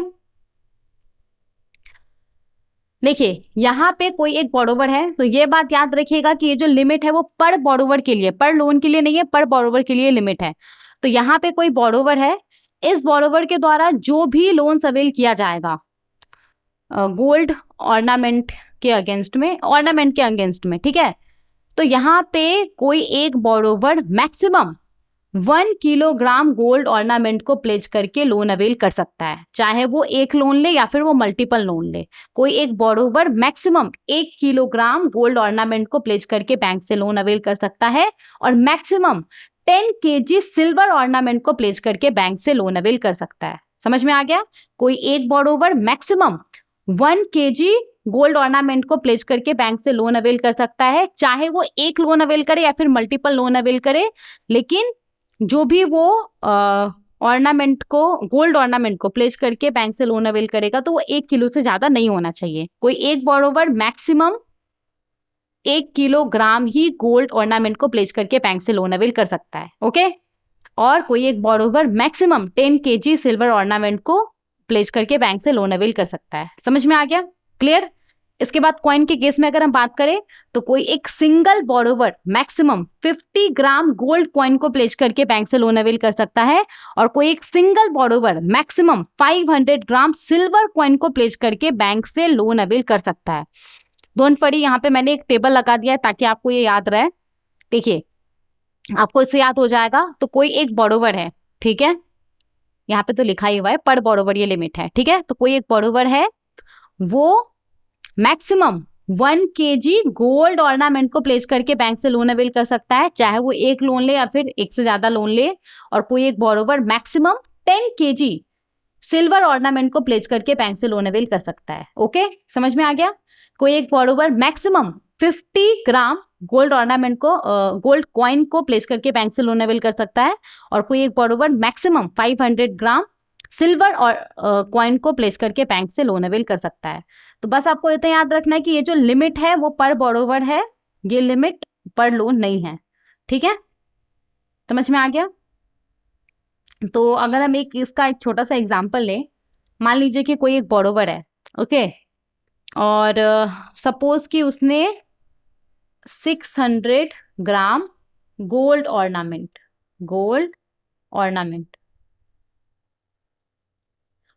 को प्लेज किया और बैंक से लोन अवेल किया। तो अब यहाँ पे उसको दूसरा लोन लेना है, ठीक है, तो अब वो मैक्सिमम 400 ग्राम ही गोल्ड ऑर्नामेंट को प्लेस करके बैंक से लोन अवेल कर सकता है, क्योंकि जो मैक्सिमम लिमिट है वो कितना है, वो है आपका 1 kg। ओके, एक बार फिर से मैं रिपीट कर देती हूँ, कोई एक single borrower maximum 1 kg gold ornament को प्लेस करके बैंक से लोन अवेल कर सकता है, और मैक्सिमम 10 kg सिल्वर ऑर्नामेंट को प्लेस करके बैंक से लोन अवेल कर सकता है। उसके बाद कोई एक borrower maximum 50 gram gold coin को प्लेस कर सकता है और लोन अवेल कर सकता है, और मैक्सिमम 500 ग्राम सिल्वर कॉइन को प्लेस करके लोन अवेल कर सकता है। आप चाहें तो इस लिमिट्स को याद करने के लिए एक बार पॉज करके इसको रीड कर सकते हैं, उतना भी ये याद करना डिफिकल्ट नहीं है, 2 बार आप पढ़ेंगे तो आपको याद हो जाएगा। ओके, समझ में आ गया? आगे बढ़ते हैं। नाउ यहाँ पे देखिए हम बात करने वाले हैं valuation and assaying of gold and silver collateral. तो कोई भी व्यक्ति है, उसने गोल्ड या सिल्वर को बैंक के पास प्लेस्ड करके उसके अगेंस्ट में बैंक से लोन लिया। तो यहाँ पे जाहिर सा बात है, जो बैंक है, बैंक गोल्ड या जो सिल्वर कोलेट्रल है उसका वैल्यूएशन करेगा, चेक करेगा कि मार्केट वैल्यू के हिसाब से उसका कितना वैल्यू है, उसको असे करेगा, चेक करेगा वो कितना प्योर है, किस तरह के क्वालिटी का है, वो ये सारा चीज वो चेक करेगा, राइट। तो यहाँ पे जो भी गोल्ड और सिल्वर को कोलेट्रल के तौर पे एक्सेप्ट किया जाएगा, तो उसका जो वैल्यूएशन होगा वो जो उसका एक्चुअल प्योरिटी होगा गोल्ड या फिर सिल्वर का, जैसे कि गोल्ड के केस में जितने भी कैरेट का होगा वो, सिल्वर के केस में जितना भी प्योर होगा वो, तो उसके हिसाब से उसका वैल्यूएशन होगा। और यहाँ पे वैल्यूएशन के लिए 2 प्राइस को लिया जाएगा, एक ये हो गया आपका, और आपका एक ये हो गया, सॉरी एक ये हो गया। ओके, तो यहाँ पे इन दोनों प्राइस में से जो भी कम होगा उसके आधार पे गोल्ड या फिर सिल्वर जिसको कि कोलेट्रल के तौर पे बैंक ने एक्सेप्ट किया, बैंक उसका वैल्यूएशन करेगा। तो ये 2 प्राइस क्या है, देखिए, Indian Boolean and jewellers association limited IBJA, या फिर कोई एक कमोडिटी एक्सचेंज है, सेबी रेगुलेटेड कमोडिटी एक्सचेंज है, तो यहाँ पे IBJA या फिर कमोडिटी एक्सचेंज के द्वारा लास्ट 30 डेज में जो भी एवरेज क्लोजिंग प्राइस गोल्ड या सिल्वर का पब्लिश किया गया है उस वैल्यू को यहाँ पे लिया जाएगा। ओके, उस स्पेसिफिक प्योरिटी के लिए मान लीजिए 24 कैरेट गोल्ड है, तो जो ये आपका IBJA है या फिर जो कमोडिटी एक्सचेंज है उसने लास्ट 30 डेज में जो भी एवरेज क्लोजिंग प्राइस पब्लिश किया गोल्ड या फिर सिल्वर के लिए, उस स्पेसिफिक प्योरिटी के गोल्ड या फिर सिल्वर के लिए, तो उस प्राइस को हम यहाँ पे लेंगे। ओके, इसके बाद या फिर जो लास्ट डे का क्लोजिंग प्राइस होगा गोल्ड या फिर सिल्वर के लिए उस स्पेसिफिक प्योरिटी का, उसको हम लेंगे। तो इन दोनों में से जो भी लोअर होगा, ये या फिर ये, इन दोनों में से जो भी लोअर होगा ना, उस अमाउंट के हिसाब से, उस वैल्यू के हिसाब से जो बैंक के पास गोल्ड या फिर सिल्वर कोलेट्रल आया है, बैंक उसका वैल्यूएशन करेगा। Is this clear? समझ में आ गया क्या बोला जा रहा है यहाँ पे? आगे बढ़ते हैं।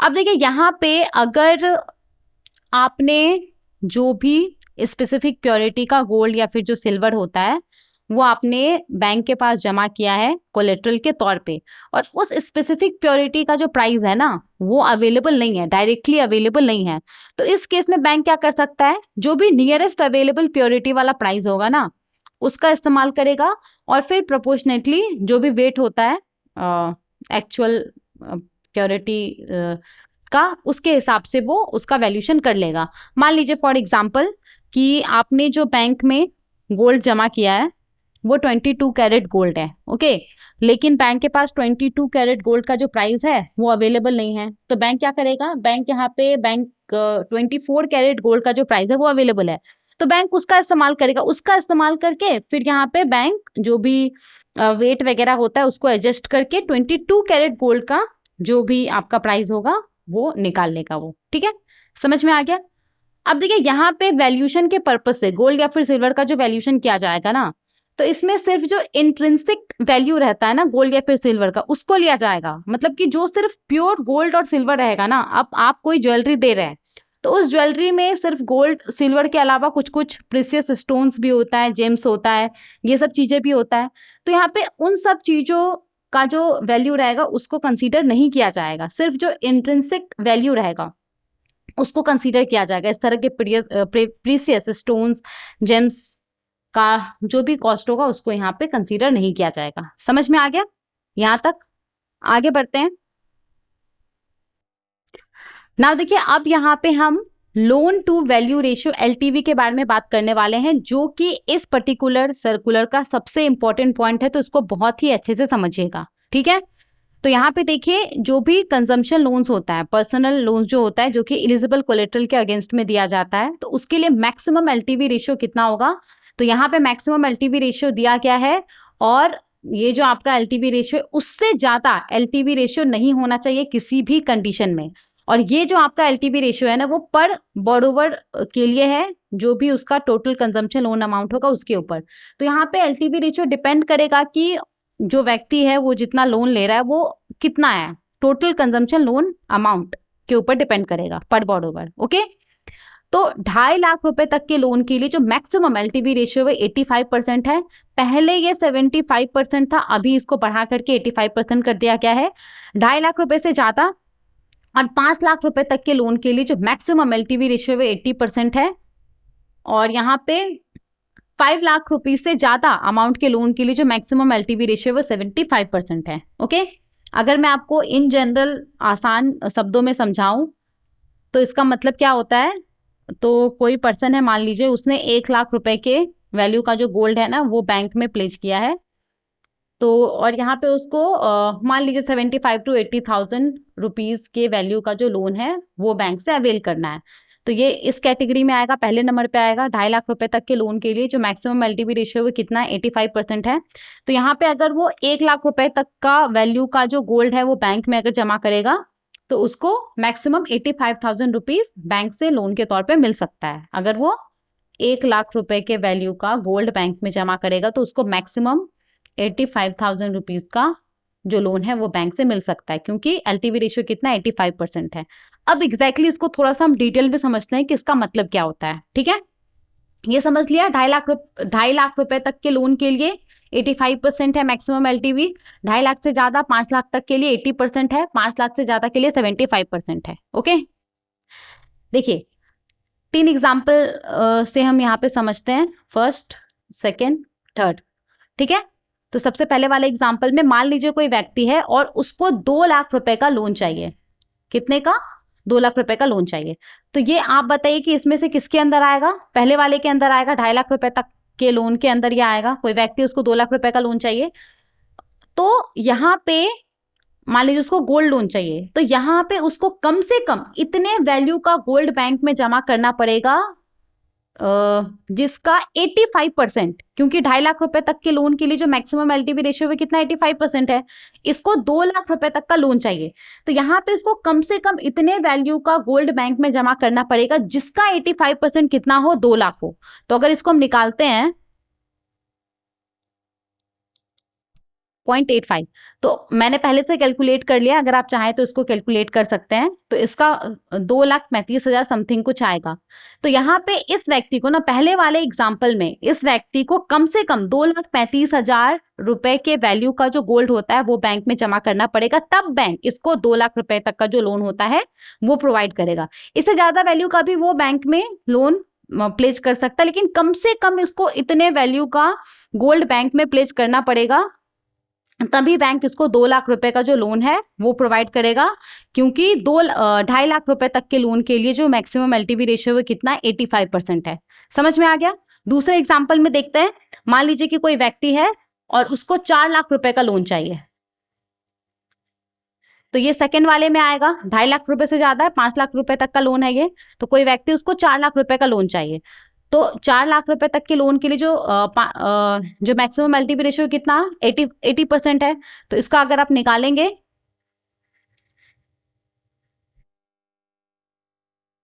तो कितना होगा 5 लाख रुपीज होगा। तो इसका मतलब क्या है कि इस पर्सन को, ये जो सेकेंड वाला पर्सन है, इसको कम से कम 5 लाख रुपए के वैल्यू का जो गोल्ड है वो बैंक में जमा करना पड़ेगा, तब बैंक इसको 4 लाख रुपए का जो लोन है वो प्रोवाइड करेगा, क्योंकि 5 लाख रुपए तक के लोन के लिए जो मैक्सिमम एलटीवी रेशियो है कितना 80% है। Is this clear? Third example में देखते हैं। मान लीजिए कोई व्यक्ति है और उसको 6 लाख रुपए तक का लोन चाहिए, गोल्ड लोन चाहिए उसको 6 लाख रुपए का।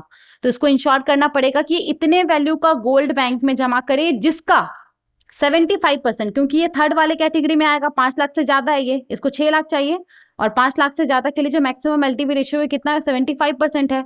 तो इसको इंश्योर करना पड़ेगा कि ये कम से कम बैंक में इतने वैल्यू का गोल्ड जमा करे जिसका 75% 6 लाख रुपीज हो। ज्यादा वैल्यू का भी कर सकता है, लेकिन इसको इंश्योर करना है कि कम से कम ये इतने वैल्यू का गोल्ड बैंक में जमा करे जिसका 75% 6 लाख रुपीज होता है।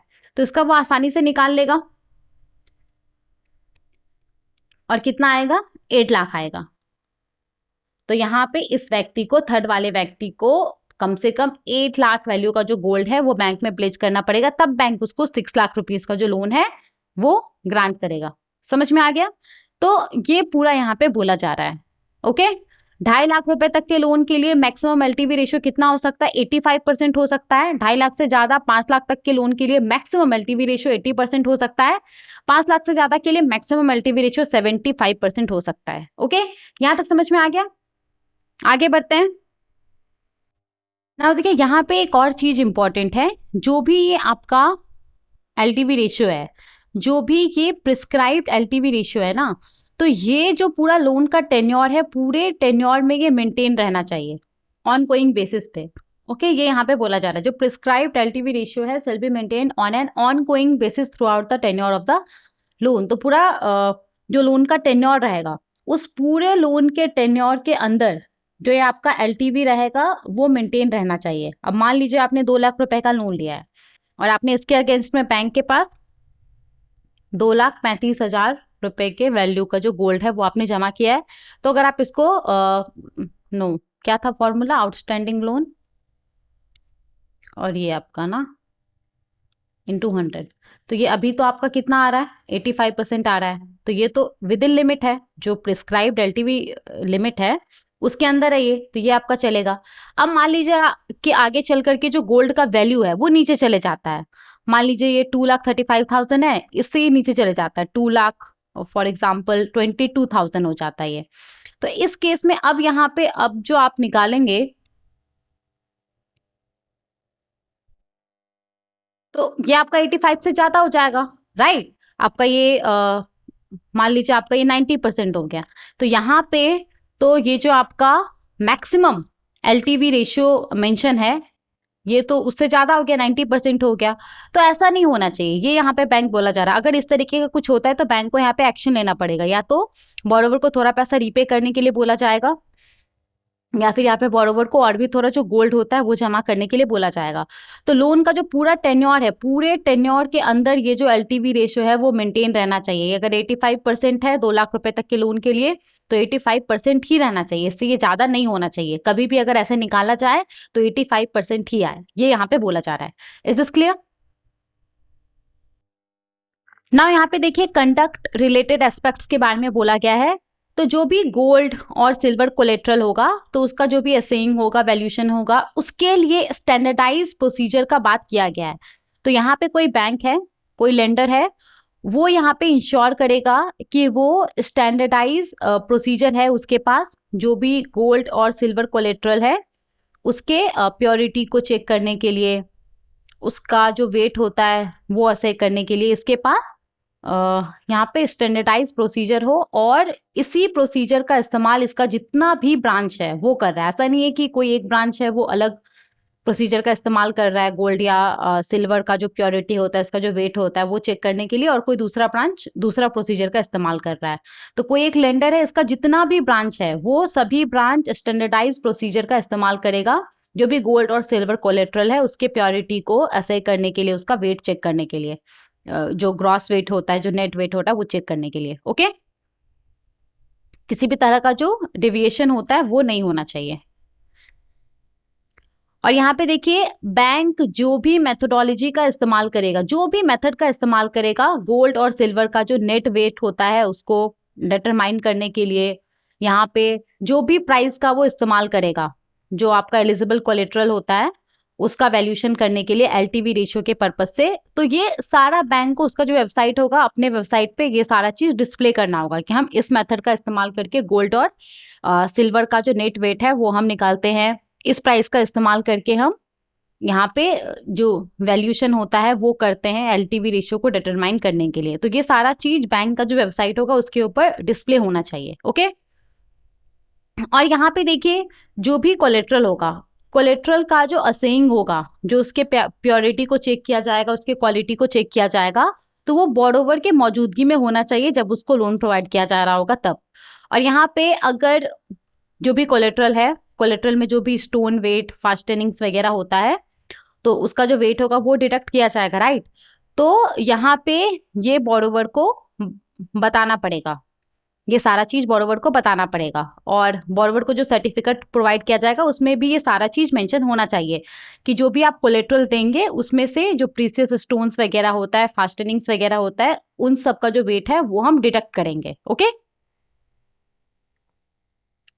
इसके बाद देखिए, यहाँ पे कोई बोरोवर है, उसने एलिजिबल कोलेट्रल को प्लेज कर दिया। अब प्लेज करने के बाद जो भी गोल्ड या फिर सिल्वर कोलेट्रल है, अगर वो बैंक से गुम हो जाता है, अगेन उसमें किसी तरह का डैमेज आता है, या फिर क्वांटिटी या फिर उसके प्योरिटी में डिफरेंसेस पाया जाता है इंटरनल ऑडिट के दौरान, या फिर रिटर्न के समय में, या फिर ऑक्शन के समय में, तो ये सारा चीज यहाँ पे बैंक को जो भी बोरोवर या फिर लीगल हायर होगा उसको बताना पड़ेगा। ओके, रिकॉर्ड करना पड़ेगा और उसको तुरंत बताना पड़ेगा। और यहाँ पे इन सब चीजों के लिए जो भी बोरोवर है, लीगल हायर है, उसको बैंक को रीइंबर्स करना होगा या फिर कंपनसेट करना होगा। तो इसके बारे में भी, जो पूरा प्रोसेस है, इसके बारे में भी बैंक को बोरोवर को बताना पड़ेगा। ओके, जो भी इसका पॉलिसी है या जो आपका एसओपी है उसके हिसाब से। ओके, ना यहाँ पे देखिए, standardisation of documents and communication का बात किया जा रहा है। तो सिंपली यहाँ पे ये बोला जा रहा है कि कोई एक अगर बैंक है, इसका जितना सारा भी ब्रांच है ना, वो ब्रांच यहाँ पे सेम फॉर्म का, सेम फॉर्मेट का, सेम प्रोसेस का इस्तेमाल करेगा गोल्ड और सिल्वर लोन्स के लिए, जो डॉक्यूमेंट्स वगैरह होता है उसके लिए। तो यही यहाँ पे सिंपली बोला जा रहा है, documentation shall be standardised across all branches of a lender. Okay, अब देखिए यहाँ पे ये इंपॉर्टेंट है, जो पूरा लोन एग्रीमेंट होगा, तो लोन एग्रीमेंट के अंदर ये सारा चीज मेंशन होना चाहिए। एलिजिबल कोलेट्रल जिसको कि सिक्योरिटी के तौर पे लिया गया है वो मेंशन होना चाहिए, उसका डिटेल होना चाहिए। उस कोलेट्रल का कितना वैल्यू है वो मेंशन होना चाहिए। ऑक्शन प्रोसीजर क्या होगा ये मेंशन होना चाहिए।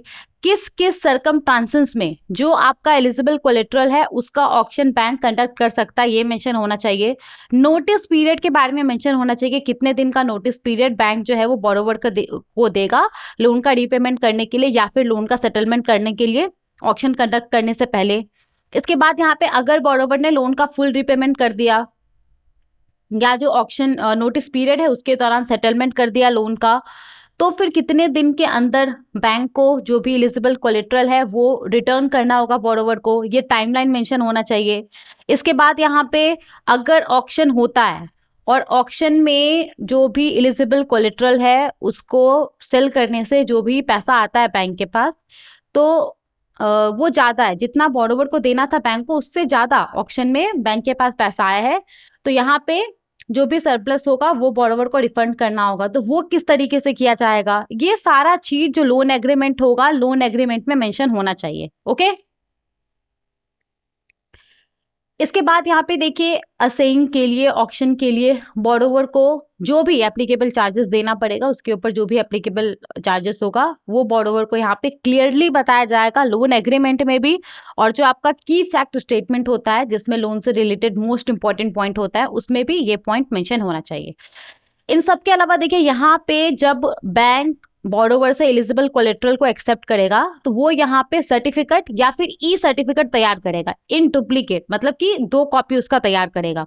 ऑन इट्स लेटर हेड, मतलब कि जो इसका ऑफिशियल पेपर होगा जिसपे बैंक का नाम, लोगो वगैरह होगा उस पेपर पे।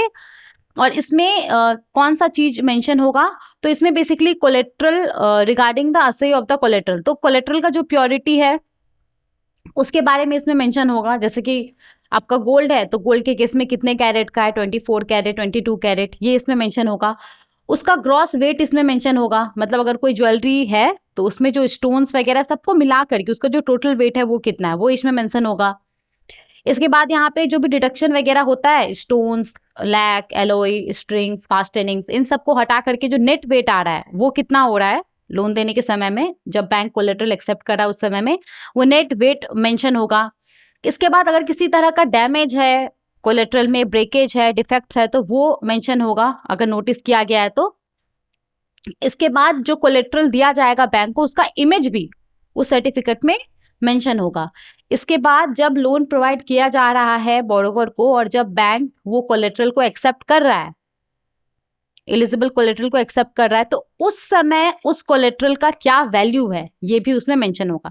ये सारा चीज मेंशन होगा। ओके, सॉरी कहाँ थे हम, ये सारा चीज देखिए, जब बैंक एलिजिबल कोलेटरल को एक्सेप्ट करेगा तो वो सर्टिफिकेट तैयार करेगा, सर्टिफिकेट या ई सर्टिफिकेट, 2 कॉपी उसका तैयार करेगा अपने लेटर हेड में। और इसमें क्या क्या मेंशन होना चाहिए, जो कोलेटरल है उसका purity, gross weight, net weight, इसके बाद डैमेज अगर कुछ है तो डैमेज, ब्रेकेज, डिफेक्ट्स वगैरह, कोलेटरल का इमेज होना चाहिए, कोलेटरल का वैल्यू होना चाहिए, ये सब चीज मेंशन होना चाहिए।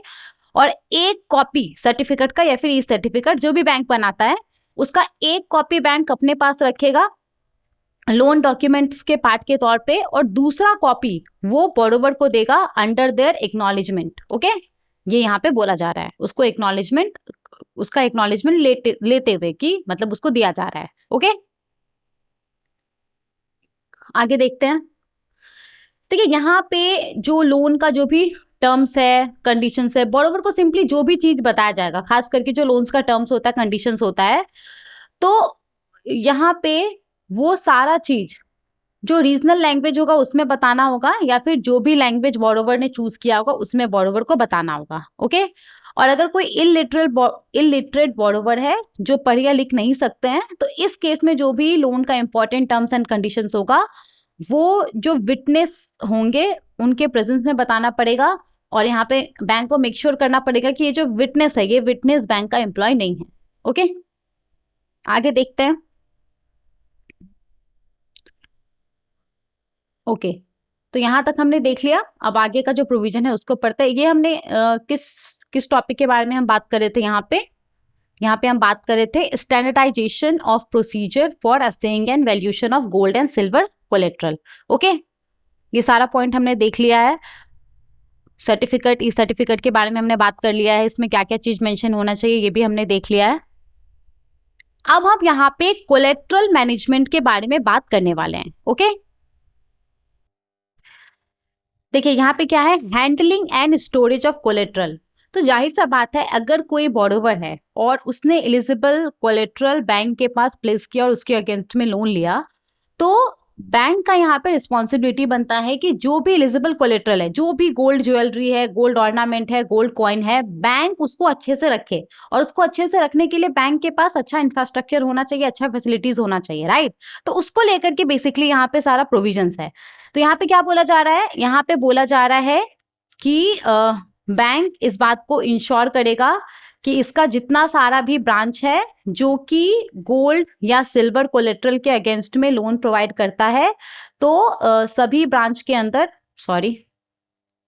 सभी ब्रांच के अंदर जो नेसेसरी इंफ्रास्ट्रक्चर है वो अवेलेबल है, फैसिलिटीज अवेलेबल है, जो भी अप्रोप्रिएट सिक्योरिटी मेजर्स होता है वो यहाँ पे अवेलेबल है। जैसे कि आपका जो सिक्योर वॉल्ट वगैरह होता है, सीसीटीवी हो गया, लॉक्स हो गया, अलार्म हो गया, तो ये सारा चीज वहां पे अवेलेबल है, सिक्योर काउंटर्स, वॉल्ट वगैरह अवेलेबल है।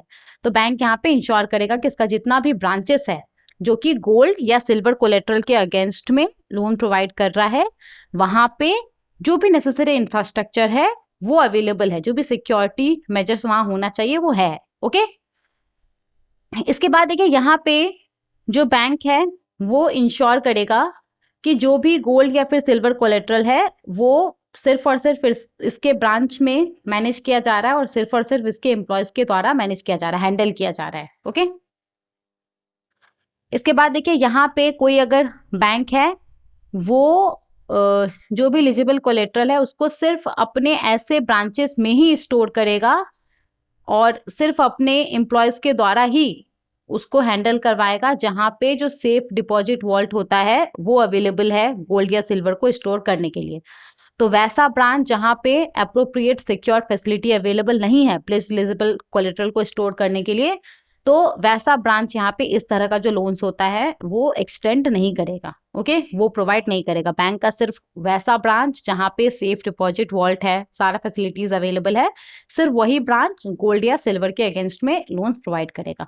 ओके, इसके बाद देखिए यहाँ पे जो भी प्लेस्ड एलिजिबल कोलेट्रल है ना उसको एक ब्रांच से दूसरे ब्रांच में भेजा जा सकता है शिफ्टिंग या फिर ब्रांच के क्लोजर के केस में, या फिर जो भी एक्सेप्शनल रीजन्स है उस केस में, जो भी बैंक का टर्म्स है उसके हिसाब से। ओके, जो भी आपका बैंक का पॉलिसी है उसके हिसाब से। समझ में आ गया? आगे देखते हैं। अब देखिए यहाँ पे बैंक ना पीरियोडिकली समय समय पे चीजों को रिव्यू करेगा। System adequacy of system, a lender shall periodically review the adequacy of system. Bank यहाँ पे समय समय पे देखते रहेगा कि जो पूरा सिस्टम है वो एडिकेट है या नहीं है, जो एलिजिबल कोलेट्रल है उसके स्टोरेज के लिए सारा चीज ठीक है या नहीं है। जो भी उसका एम्प्लॉयज होगा उसके लिए वो ट्रेनिंग प्रोग्राम वगैरह कंडक्ट करवाते रहेगा। इसके बाद यहाँ पे वो जो भी प्रोसीजर्स है उसका इंटरनल ऑडिट करते रहेगा ताकि स्ट्रिक्टली चीजों को चेक किया जा सके, इंश्योर किया जा सके कि जो भी रूल्स है उसको स्ट्रिक्टली फॉलो किया जा रहा है। ओके, इसके बाद देखिए इंटरनल ऑडिट के पार्ट के तौर पे जो बैंक है वो यहाँ पे पीरियोडिक सरप्राइज वेरिफिकेशन करते रहेगा गोल्ड और सिल्वर कोलेट्रल का जो कि बैंक के पास प्लेस होगा, और जो भी रिजल्ट सामने आएगा उसको रिकॉर्ड करेगा। मतलब कि समय समय पे जो बैंक है वो जो गोल्ड और सिल्वर उसके पास कोलेट्रल के तौर पे प्लेस है उसको चेक करते रहेगा, उसको वेरीफाई करते रहेगा कि इसका प्योरिटी कितना है, ये इसका वेट जितना पहले था उतना है या नहीं है। तो ये सब चीजें वेरीफाई करते रहेगा और जो भी रिजल्ट सामने आएगा उसको रिकॉर्ड करते रहेगा। ओके, इसके बाद देखिए यहाँ पे लोन एग्रीमेंट में इसी पॉइंट को लेकर के, इस पॉइंट को लेकर के यहाँ पे बोला जा रहा है कि लोन एग्रीमेंट में ना जो बोरोवर है ना, बोरोवर का कंसेंट होना चाहिए। बोरोवर इस बात पे सहमत होना चाहिए कि जो भी प्लेस्ड एलिजिबल कोलेट्रल है उसका बैंक सरप्राइज वेरिफिकेशन कर सकता है, जो भी पूरा लोन का टेन्योर है उसके बिना, अगर बोरोवर अगर वहां पे प्रेजेंट नहीं भी रहता है फिर भी। ओके, तो ये कंसेंट लोन एग्रीमेंट के अंदर होना चाहिए। लोन एग्रीमेंट में एक ऐसा क्लॉज होना चाहिए जिस क्लॉज में बोरोवर से ये कंसेंट लिया जाएगा कि जो बैंक है, बैंक बोरोवर के गैर मौजूदगी में भी जो प्लेस्ड एलिजिबल कोलेट्रल है उसका सरप्राइज वेरिफिकेशन कर सकता है। ओके, पूरा जो लोन का पीरियड है उस दौरान। और ये जो पॉइंट है ये बोरोवर को पता होना चाहिए। ऐसा नहीं है कि बस बोरोवर ने लोन एग्रीमेंट को साइन कर दिया तो हो गया। यहाँ पे लोन एग्रीमेंट को साइन करने के बाद, अब लोन एग्रीमेंट साइन कर दिया तो एक तरीके से बोरोवर ने अपना कंसेंट दे दिया क्योंकि उसमें पहले से मेंशन रहता है, राइट। तो यहाँ पे सिर्फ ऐसा नहीं, ये जो भी एस्पेक्ट है ना कि उसके गैर मौजूदगी में भी जो प्लेस्ड एलिजिबल कोलेट्रल है उसको बैंक वेरीफाई कर सकता है। तो इस चीज के बारे में बोरोवर को स्पेसिफिकली बताना भी होगा, ये भी यहाँ पे बोला जा रहा है। जब उसको लोन सैंक्शन किया जाएगा तब बैंक उसको स्पेसिफिकली बताएगा कि देखिए आप ये जो प्लेस्ड एलिजिबल कोलेट्रल है इसको हम कभी भी वापस से चेक कर सकते हैं, इसको वेरीफाई कर सकते हैं, इसका जो क्वांटिटी है, जो प्योरिटी है उसको चेक करने के लिए। ओके, समझ में आ गया? आगे बढ़ते हैं। ना देखिए अब हम यहाँ पे बात करने वाले हैं release of collateral after repayment. तो बोरोवर ने एलिजिबल कोलेट्रल को प्लेज करके बैंक से लोन ले लिया, अब उसने लोन का रीपेमेंट कर दिया, तो अब जो भी जाहिर सा बात है कि जो एलिजिबल कोलेट्रल होगा वो तो बैंक को बोरोवर को वापस लौटाना पड़ेगा, राइट। तो यहाँ पे release of collateral after repayment को लेकर के कुछ कुछ प्रोविजन है। तो यहाँ पे क्या बोला जा रहा है, देखिए काफी इंपॉर्टेंट है, ये नंबर्स वगैरह है, इसमें डेज वगैरह है कि मैक्सिमम कितने दिन के अंदर रिपेमेंट करना होगा, अगर रिपेमेंट नहीं कर दिया तो कितना पेनल्टी पे करना पड़ेगा, कितना कंपनसेशन देना पड़ेगा। तो ये काफी इंपॉर्टेंट है, इससे क्वेश्चंस पूछा जाता है अक्सर, तो इसीलिए इसको ध्यान से समझिएगा।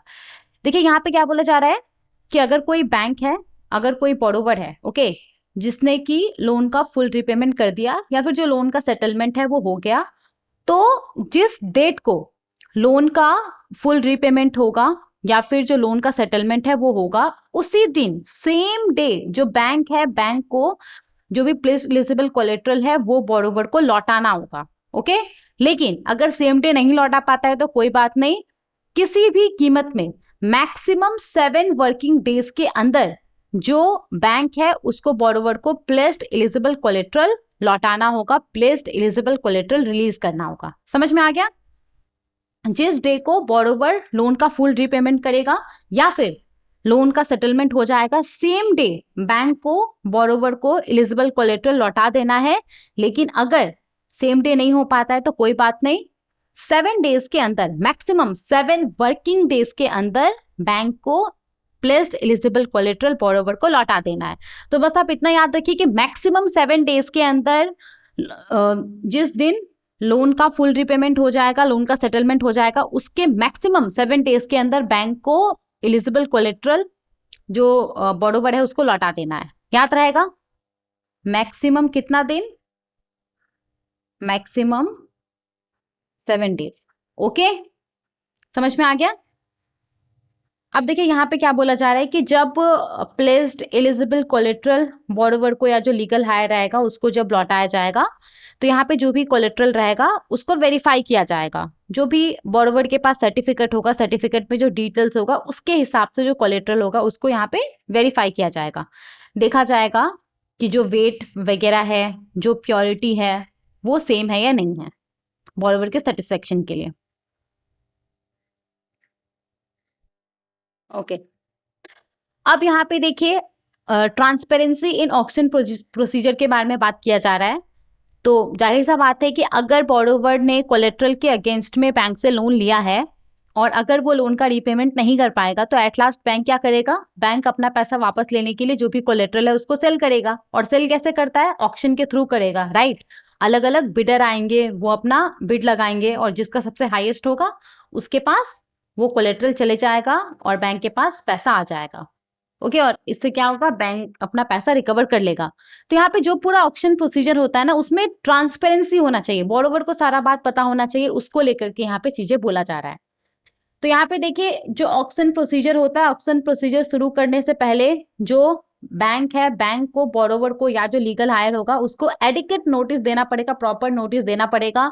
जो भी अवेलेबल मीन्स ऑफ कम्युनिकेशन होगा उसके थ्रू, टेलीफोन के थ्रू, मैसेज के थ्रू या फिर मेल के थ्रू, कि आप अपना जो भी ड्यूज वगैरह है उसको आप क्लियर कर लीजिए। ओके, और यहाँ पे बोरोवर को जो नोटिस भेजा जाएगा तो उसका एक कॉपी बैंक अपने पास रखेगा, एक्नॉलेजमेंट उसका अपने पास बैंक एक रखेगा कि बोरोवर ने बोला है कि हाँ मुझे ये नोटिस मिल चुका है, तो ये वो अपने पास रखेगा। ओके, इसके बाद देखिए अगर कोई ऐसा सिनेरियो है जहां पे जो बैंक है ना, बैंक बोरोवर या जो लीगल हायर है उससे कम्युनिकेट नहीं कर पा रहा है, उसने सभी कोशिश कर लिया लेकिन वो बोरोवर या लीगल हायर से कम्युनिकेट नहीं कर पा रहा है, इवन उसने पब्लिक नोटिस भी इशू कर दिया है, लेकिन वो बोरोवर से, लीगल हायर से कम्युनिकेट नहीं कर पा रहा है, तो फिर इस केस में देखिए जिस डेट को उसने पब्लिक नोटिस इशू किया है ना, उसके 1 महीने खत्म होने के बाद वो ऑक्शन प्रोसेस शुरू कर सकता है। अब वो क्या करेगा? 1 महीने, इतने दिन से वो वेट कर रहा है, लेकिन वो बोरोवर से बातचीत करने का, उससे कम्युनिकेशन एस्टैब्लिश करने का वो ट्राई कर रहा है लेकिन नहीं हो पा रहा है। तो यहाँ पे उसको तो अपना पैसा रिकवर करना है, तो पब्लिक नोटिस जिस दिन वो इशू करेगा उस डेट से 1 महीने होने के बाद वो ऑक्शन प्रोसेस शुरू कर देगा। ओके, इसके बाद देखिए यहाँ पे बैंक एक ट्रांसपेरेंट ऑक्शन प्रोसीजर को अपनाएगा। और इसका मतलब क्या है? इसका मतलब ये है कि वो यहाँ पे जो पूरा ऑक्शन होता है, ऑक्शन का वो अनाउंसमेंट करेगा, कम से कम 2 न्यूज़पेपर में ऑक्शन के बारे में वो एडवर्टाइज करेगा, एक रीजनल लैंग्वेज में जो न्यूज़पेपर होगा उसमें और एक जो नेशनल डेली न्यूज़पेपर होता है उसमें। ओके, इसके बाद देखिए यहाँ पे क्या बोला जा रहा है, यहाँ पे जो भी प्लेस्ड एलिजिबल कोलेट्रल का ऑक्शन होगा ना, बैंक जो करेगा, तो ये सिर्फ और सिर्फ बैंक का जो एम्प्लॉयज होगा, जिसके पास प्रॉपर एक्सपीरियंस होगा, जो ट्रेंड एम्प्लॉय होगा, या फिर जो बैंक ने पहले से जो ऑक्शनियर्स को अप्रूव किया होगा, सिर्फ उसके द्वारा ऑक्शन प्रोसेस हो सकता है। ओके, और यहाँ पे अगर ऑक्शंस बैंक का एम्प्लॉय खुद से कंडक्ट कर रहा है, एम्प्लॉयज के थ्रू हो रहा है, तो यहाँ पे बैंक जो भी रीजनल या कंट्रोलिंग ऑफिशियल्स होंगे वो यहाँ पे सरप्राइज विजिट करते रहेंगे पीरियोडिक बेसिस पे, समय समय पे, और ये इंटरनल ऑडिट के तहत कवरेज होगा ये सरप्राइज विजिट। ओके, ये सारा पॉइंट यहाँ पे बोला जा रहा है। यहाँ तक समझ में आ गया? आगे बढ़ते हैं। इसके बाद देखिए यहाँ पे क्या बोला जा रहा है। यहाँ पे बोला जा रहा है कि जो बैंक होगा ना, बैंक एक रिजर्व प्राइस डिक्लेयर करेगा। अब रिजर्व प्राइस क्या होता है? मिनिमम ऑक्शन प्राइस होता है। क्या होता है ये? मिनिमम ऑक्शन प्राइस होता है। मतलब कि अगर कोई बोली लगाना चाहता है इस ऑक्शन में, तो अब मान लीजिए कि जो रिजर्व प्राइस है वो सपोज कि 100 रुपीज है। कोई गोल्ड है, उसका ऑक्शन हो रहा है और उसका जो रिजर्व प्राइस है वो कितना है? 100 रुपीज है। तो कोई भी यहाँ पे बोली लगाएगा तो वो या तो 100 होना चाहिए या तो उससे ज्यादा होना चाहिए। तो यही यहाँ पे सिंपली बोला जा रहा है। तो बैंक यहाँ पे एक रिजर्व प्राइस जो है वो डिक्लेयर करेगा गोल्ड और सिल्वर कोलेट्रल के लिए ऑक्शन के समय में। और ये जो रिजर्व प्राइस होगा वो उसका जो वैल्यू होगा, जो भी कोलेट्रल होगा गोल्ड या सिल्वर, उसका जो करंट वैल्यू होगा उसके 90% से कम नहीं होना चाहिए। तो अगर 100 रुपए के गोल्ड का ऑक्शन हो रहा है तो जो रिजर्व प्राइस होगा वो कम से कम 90 रुपीज तो होना ही चाहिए। ओके, और देखिए अगर ऑक्शन 2 बार फेल हो जाता है, कोई बिडर नहीं आया, ऑक्शन हुआ लेकिन बिडर नहीं आया, ऑक्शन हुआ लेकिन बिडर आया पर जो वो बिड लगा रहा था वो रिजर्व प्राइस से कम था, तो यहाँ पे अगर इस केस में ऑक्शन 2 बार फेल हो जाता है तो जो रिजर्व प्राइस है वो यहाँ पे जो भी कोलेट्रल होगा उसका जो करंट वैल्यू होगा उसके 85% हो सकता है, इससे ज्यादा कम नहीं हो सकता है। ठीक है, इसके बाद देखिए जो फर्स्ट ऑक्शन होगा वो तो फिजिकली ही होना चाहिए और उसी डिस्ट्रिक्ट में होना चाहिए जिस डिस्ट्रिक्ट में वो जिस ब्रांच ने एलिजिबल कोलेट्रल के अगेंस्ट में लेन दिया था वो लोकेटेड है। लेकिन अगर फर्स्ट ऑप्शन फेल हो जाता है तो जो सेकेंड ऑप्शन है वो नियर बाय डिस्ट्रिक्ट में हो सकता है या ऑनलाइन इसको कंडक्ट कराया जा सकता है। ओके, आगे देखते हैं। ओके, यहाँ पे सिंपली क्या बोला जा रहा है कि जो बैंक है, बैंक का जो भी रिलेटेड पार्टीज है वो ऑक्शन में पार्टिसिपेट नहीं कर सकता है। ओके, और ऑक्शन के बाद यहाँ पे जो भी ऑक्शन का कंप्लीट डिटेल्स होगा कि जो भी कोलेट्रल है उसको कितने में सेल किया गया है, और यहाँ पे जो भी बोरोवर का ड्यूज है तो कितना ड्यूज था, कितना पैसा ज्यादा आ रहा है, तो जो भी फुल डिटेल्स है ना वो बोरोवर को जो लीगल हायर होगा उसको बताना पड़ेगा। ओके, कितना पैसा ऑक्शन के थ्रू बैंक के पास आया है और उस पैसे का इस्तेमाल करके बोरोवर का कितना जो लोन है उसको क्लियर किया गया है, ये सारा चीज बोरोवर और लीगल हायर को बताना पड़ेगा। ओके, आगे देखते हैं। अब देखिए यहाँ पे अगर गोल्ड या फिर सिल्वर कोलेट्रल का ऑक्शन होता है और जो भी पैसा आता है ऑक्शन से तो वो ज्यादा आ जाता है, जितना बोरोवर को बैंक को देना था उससे ज्यादा पैसा आ जाता है। मान लीजिए कि बोरोवर को 100 रुपए ही बैंक को देना था, ओके, लेकिन वो नहीं दे पाया तो बैंक ने उसके कोलेट्रल का ऑक्शन कराया और बैंक के पास 110 रुपए आ गया। तो यहाँ पे ये जो 10 रुपए सरप्लस है, तो यहाँ पे ये सरप्लस बोरोवर को लीगल हायर को रिफंड करना पड़ेगा। और ये कितने दिन के अंदर करना पड़ेगा? तो जिस डेट को जो आपका ऑक्शन है, ऑक्शन का पूरा पैसा आएगा उसके मैक्सिमम 7 वर्किंग डेज के अंदर बैंक को ये जो पैसा है 10 रुपीज हमारे एग्जाम्पल में जो सरप्लस है वो बोरोवर को लौटाना होगा। ओके, तो यही यहाँ पे बोला जा रहा है। इसके बाद the lender may recover shortfall if any as per terms of the loan agreement. तो लोन एग्रीमेंट के तहत अगर कोई शॉर्टफॉल वगैरह होगा तो इस पैसे में से जो बैंक है वो उसको रिकवर कर सकता है। यहाँ तक समझ में आ गया? आगे बढ़ते हैं। ना देखिए यहाँ पे कंपनसेशन को लेकर के प्रोविजन है। तो जो भी प्लेस्ड एलिजिबल कोलेट्रल होगा तो अगर उसमें किसी भी तरह का डैमेज होता है लोन पीरियड के दौरान, लोन के टेन्योर के दौरान, तो जो भी कॉस्ट आएगा रिपेयरिंग का वो कौन बियर करेगा? बैंक बियर करेगा वो। ओके, ना कि जो बोरोवर है वो बियर करेगा। और यहाँ पे अगेन जो भी प्लेस्ड एलिजिबल कोलेट्रल है अगर वो गुम हो जाता है, उसमें किसी भी तरह का अगर नुकसान होता है, कुछ अगर डिफरेंसेस पाया जाता है क्वांटिटी या प्योरिटी में इंटरनल ऑडिट के दौरान, रिटर्न के दौरान या फिर ऑक्शन के दौरान, तो यहाँ पे इसके लिए जो बैंक है, बैंक यहाँ पे बोरोवर को, लीगल हायर को कंपनसेट करेगा। ओके, नाउ देखिए यहाँ पे अगर बोरोवर ने लोन का रीपेमेंट कर दिया है या फिर जो लोन का सेटलमेंट है वो हो गया है, तो हमने क्या देखा था कि जिस डे को लोन का रीपेमेंट हो जाएगा या फिर लोन का सेटलमेंट हो जाएगा, तो उसके मैक्सिमम 7 डेज के अंदर जो आपका प्लेस्ड एलिजिबल कोलेटरल है, जो भी कोलेटरल है, वो बैंक को रिलीज कर देना है, राइट।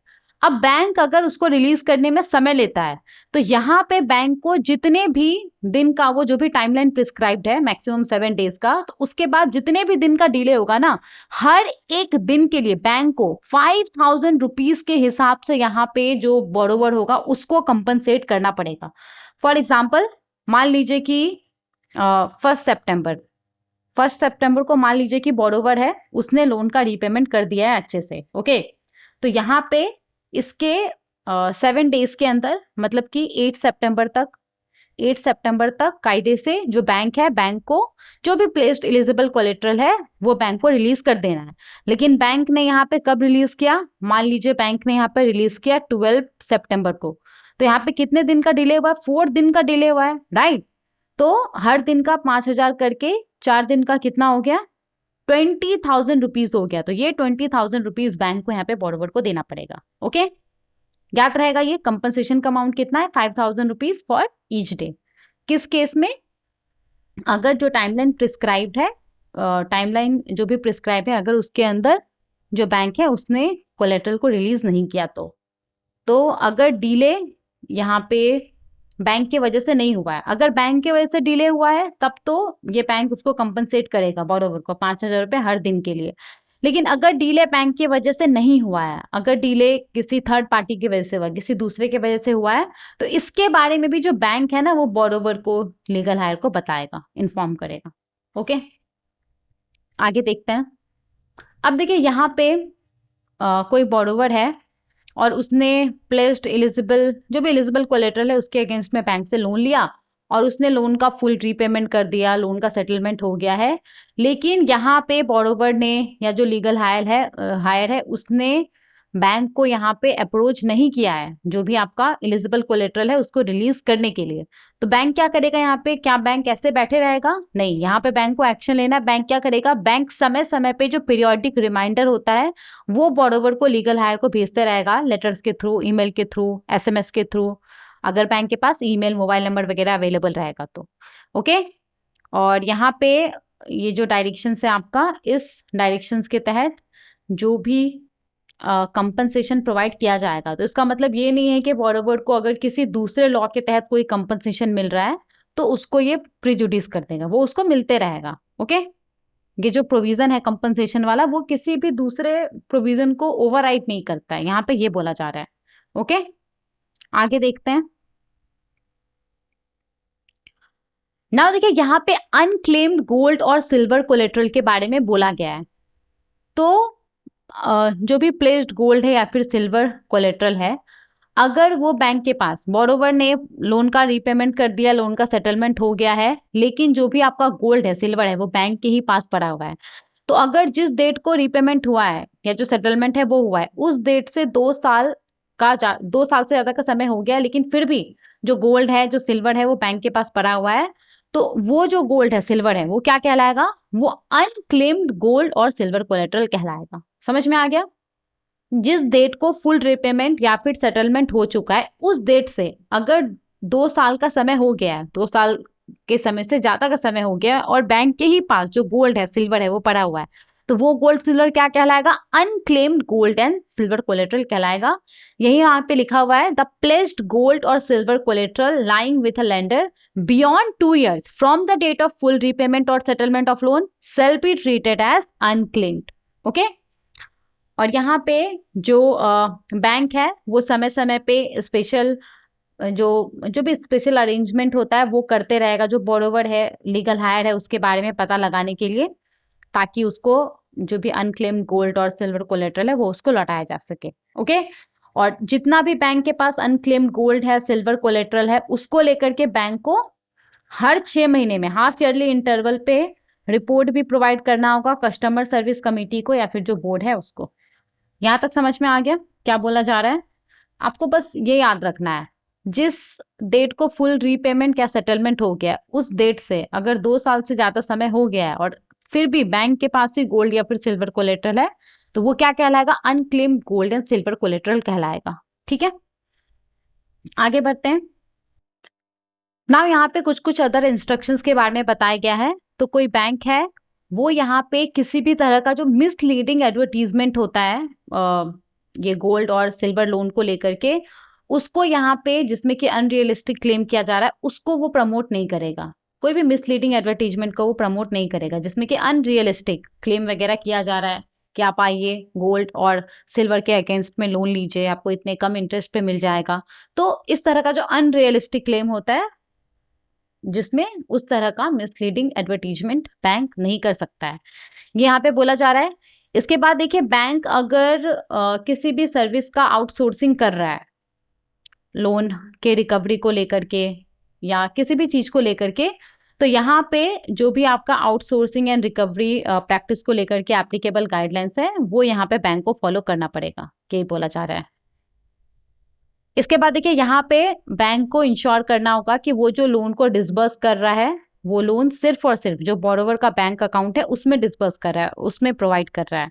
और जितना सारा भी बैंक्स है, बैंक को बोला गया है कि वो जो मास्टर डायरेक्शन है केवाईसी के ऊपर, जिसको कि 2016 में रिलीज किया गया था और समय समय पे अपडेट करते किया जाता है, तो उस मास्टर डायरेक्शन को सभी बैंकों को फॉलो करना है। और इनकम टैक्स एक्ट 1961 के सेक्शन 269 एसएस और 269 टी के प्रोविजंस को भी यहाँ पे फॉलो करने के लिए बोला गया है। ओके, इसके बाद देखिए यहाँ पे in case of bank transfer lender shall ensure, तो यहाँ पे क्या बोला जा रहा है, देखिए जो भी लोन का डिसबर्समेंट होता है बैंक गोल्ड या फिर सिल्वर के अगेंस्ट में, जो भी लोन प्रोवाइड करता है वो यहाँ पे डायरेक्टली किस में होना चाहिए? बोरोवर के अकाउंट में होना चाहिए, किसी थर्ड पार्टी अकाउंट पे नहीं होना चाहिए। इसके बाद यहाँ पे बोरोवर के द्वारा जो भी पैसा दिया जाता है बैंक को, लोन सर्विसिंग चार्जेस हो गया, रीपेमेंट हो गया, तो बोरोवर भी यहाँ पे वो पैसा सिर्फ बैंक का जो बैंक अकाउंट होगा, जो लेंडर्स का बैंक अकाउंट है, सिर्फ उसमें पे करेगा। Okay, without any pass through account और pool account of any third party, directly. Simply यहाँ पे क्या बोला जा रहा है कि चाहे जो बैंक है, बैंक बोरोवर को लोन दे या फिर बोरोवर बैंक को रीपेमेंट करे, डायरेक्टली दोनों के बीच में ट्रांजेक्शन होना चाहिए, किसी तरह का पास थ्रू अकाउंट या फिर पूल, कोई थर्ड पार्टी का पूल अकाउंट के थ्रू नहीं होना चाहिए। और ये वाला पॉइंट को हमने पहले ही देख लिया था, अगर कोई सिंगल बोरोवर है और एक साथ उसके नाम पे मल्टीपल लोन्स है या फिर ग्रुप ऑफ रिलेटेड बोरोवर्स है और उसके ऊपर एक साथ बहुत सारा लोन्स है, तो यहाँ पे चांसेस हो सकता है कि वो लोन का मिसयूज कर रहा है, फ्रॉड का चांसेस हो सकता है, मनी लॉन्ड्रिंग का चांसेस हो सकता है। तो यहाँ पे जो स्ट्रिक्ट इंटरनल ऑडिट अपनाने के लिए बोला गया है, सुपरवाइजरी एग्जामिनेशन का यहाँ पे बात किया गया है। ओके, आगे देखते हैं ना। देखिए यहाँ पे डिस्क्लोजर, रिपील एंड अमेंडमेंट्स को लेकर के कुछ प्रोविजन है। तो यहाँ पे क्या बोला जा रहा है, जो बैंक है ना, बैंक अपने नोट्स टू अकाउंट के अंदर इसने एलिजिबल कोलेट्रल के अगेंस्ट में जितने अमाउंट का भी जो लोन है वो प्रोवाइड किया है वो मेंशन करेगा वो। और यहाँ पे इसका जो टोटल लोन है, इसके टोटल लोन का कितना परसेंटेज ये जो आपका एलिजिबल कोलेट्रल है उसके अगेंस्ट में दिया गया लोन है, तो ये सारा चीज यहाँ पे ये डिस्क्लोज करेगा। इनकम जनरेटिंग के लिए अलग से डिस्क्लोज करेगा, कंजम्पशन लोन के लिए अलग से डिस्क्लोज करेगा। ओके, जो भी फॉर्मेट प्रिस्क्राइब्ड है उसके अंदर। तो ये सारा चीज यहाँ पे बोला गया है। ये हमारा लास्ट पॉइंट था जिसको हमने डिस्कस किया है।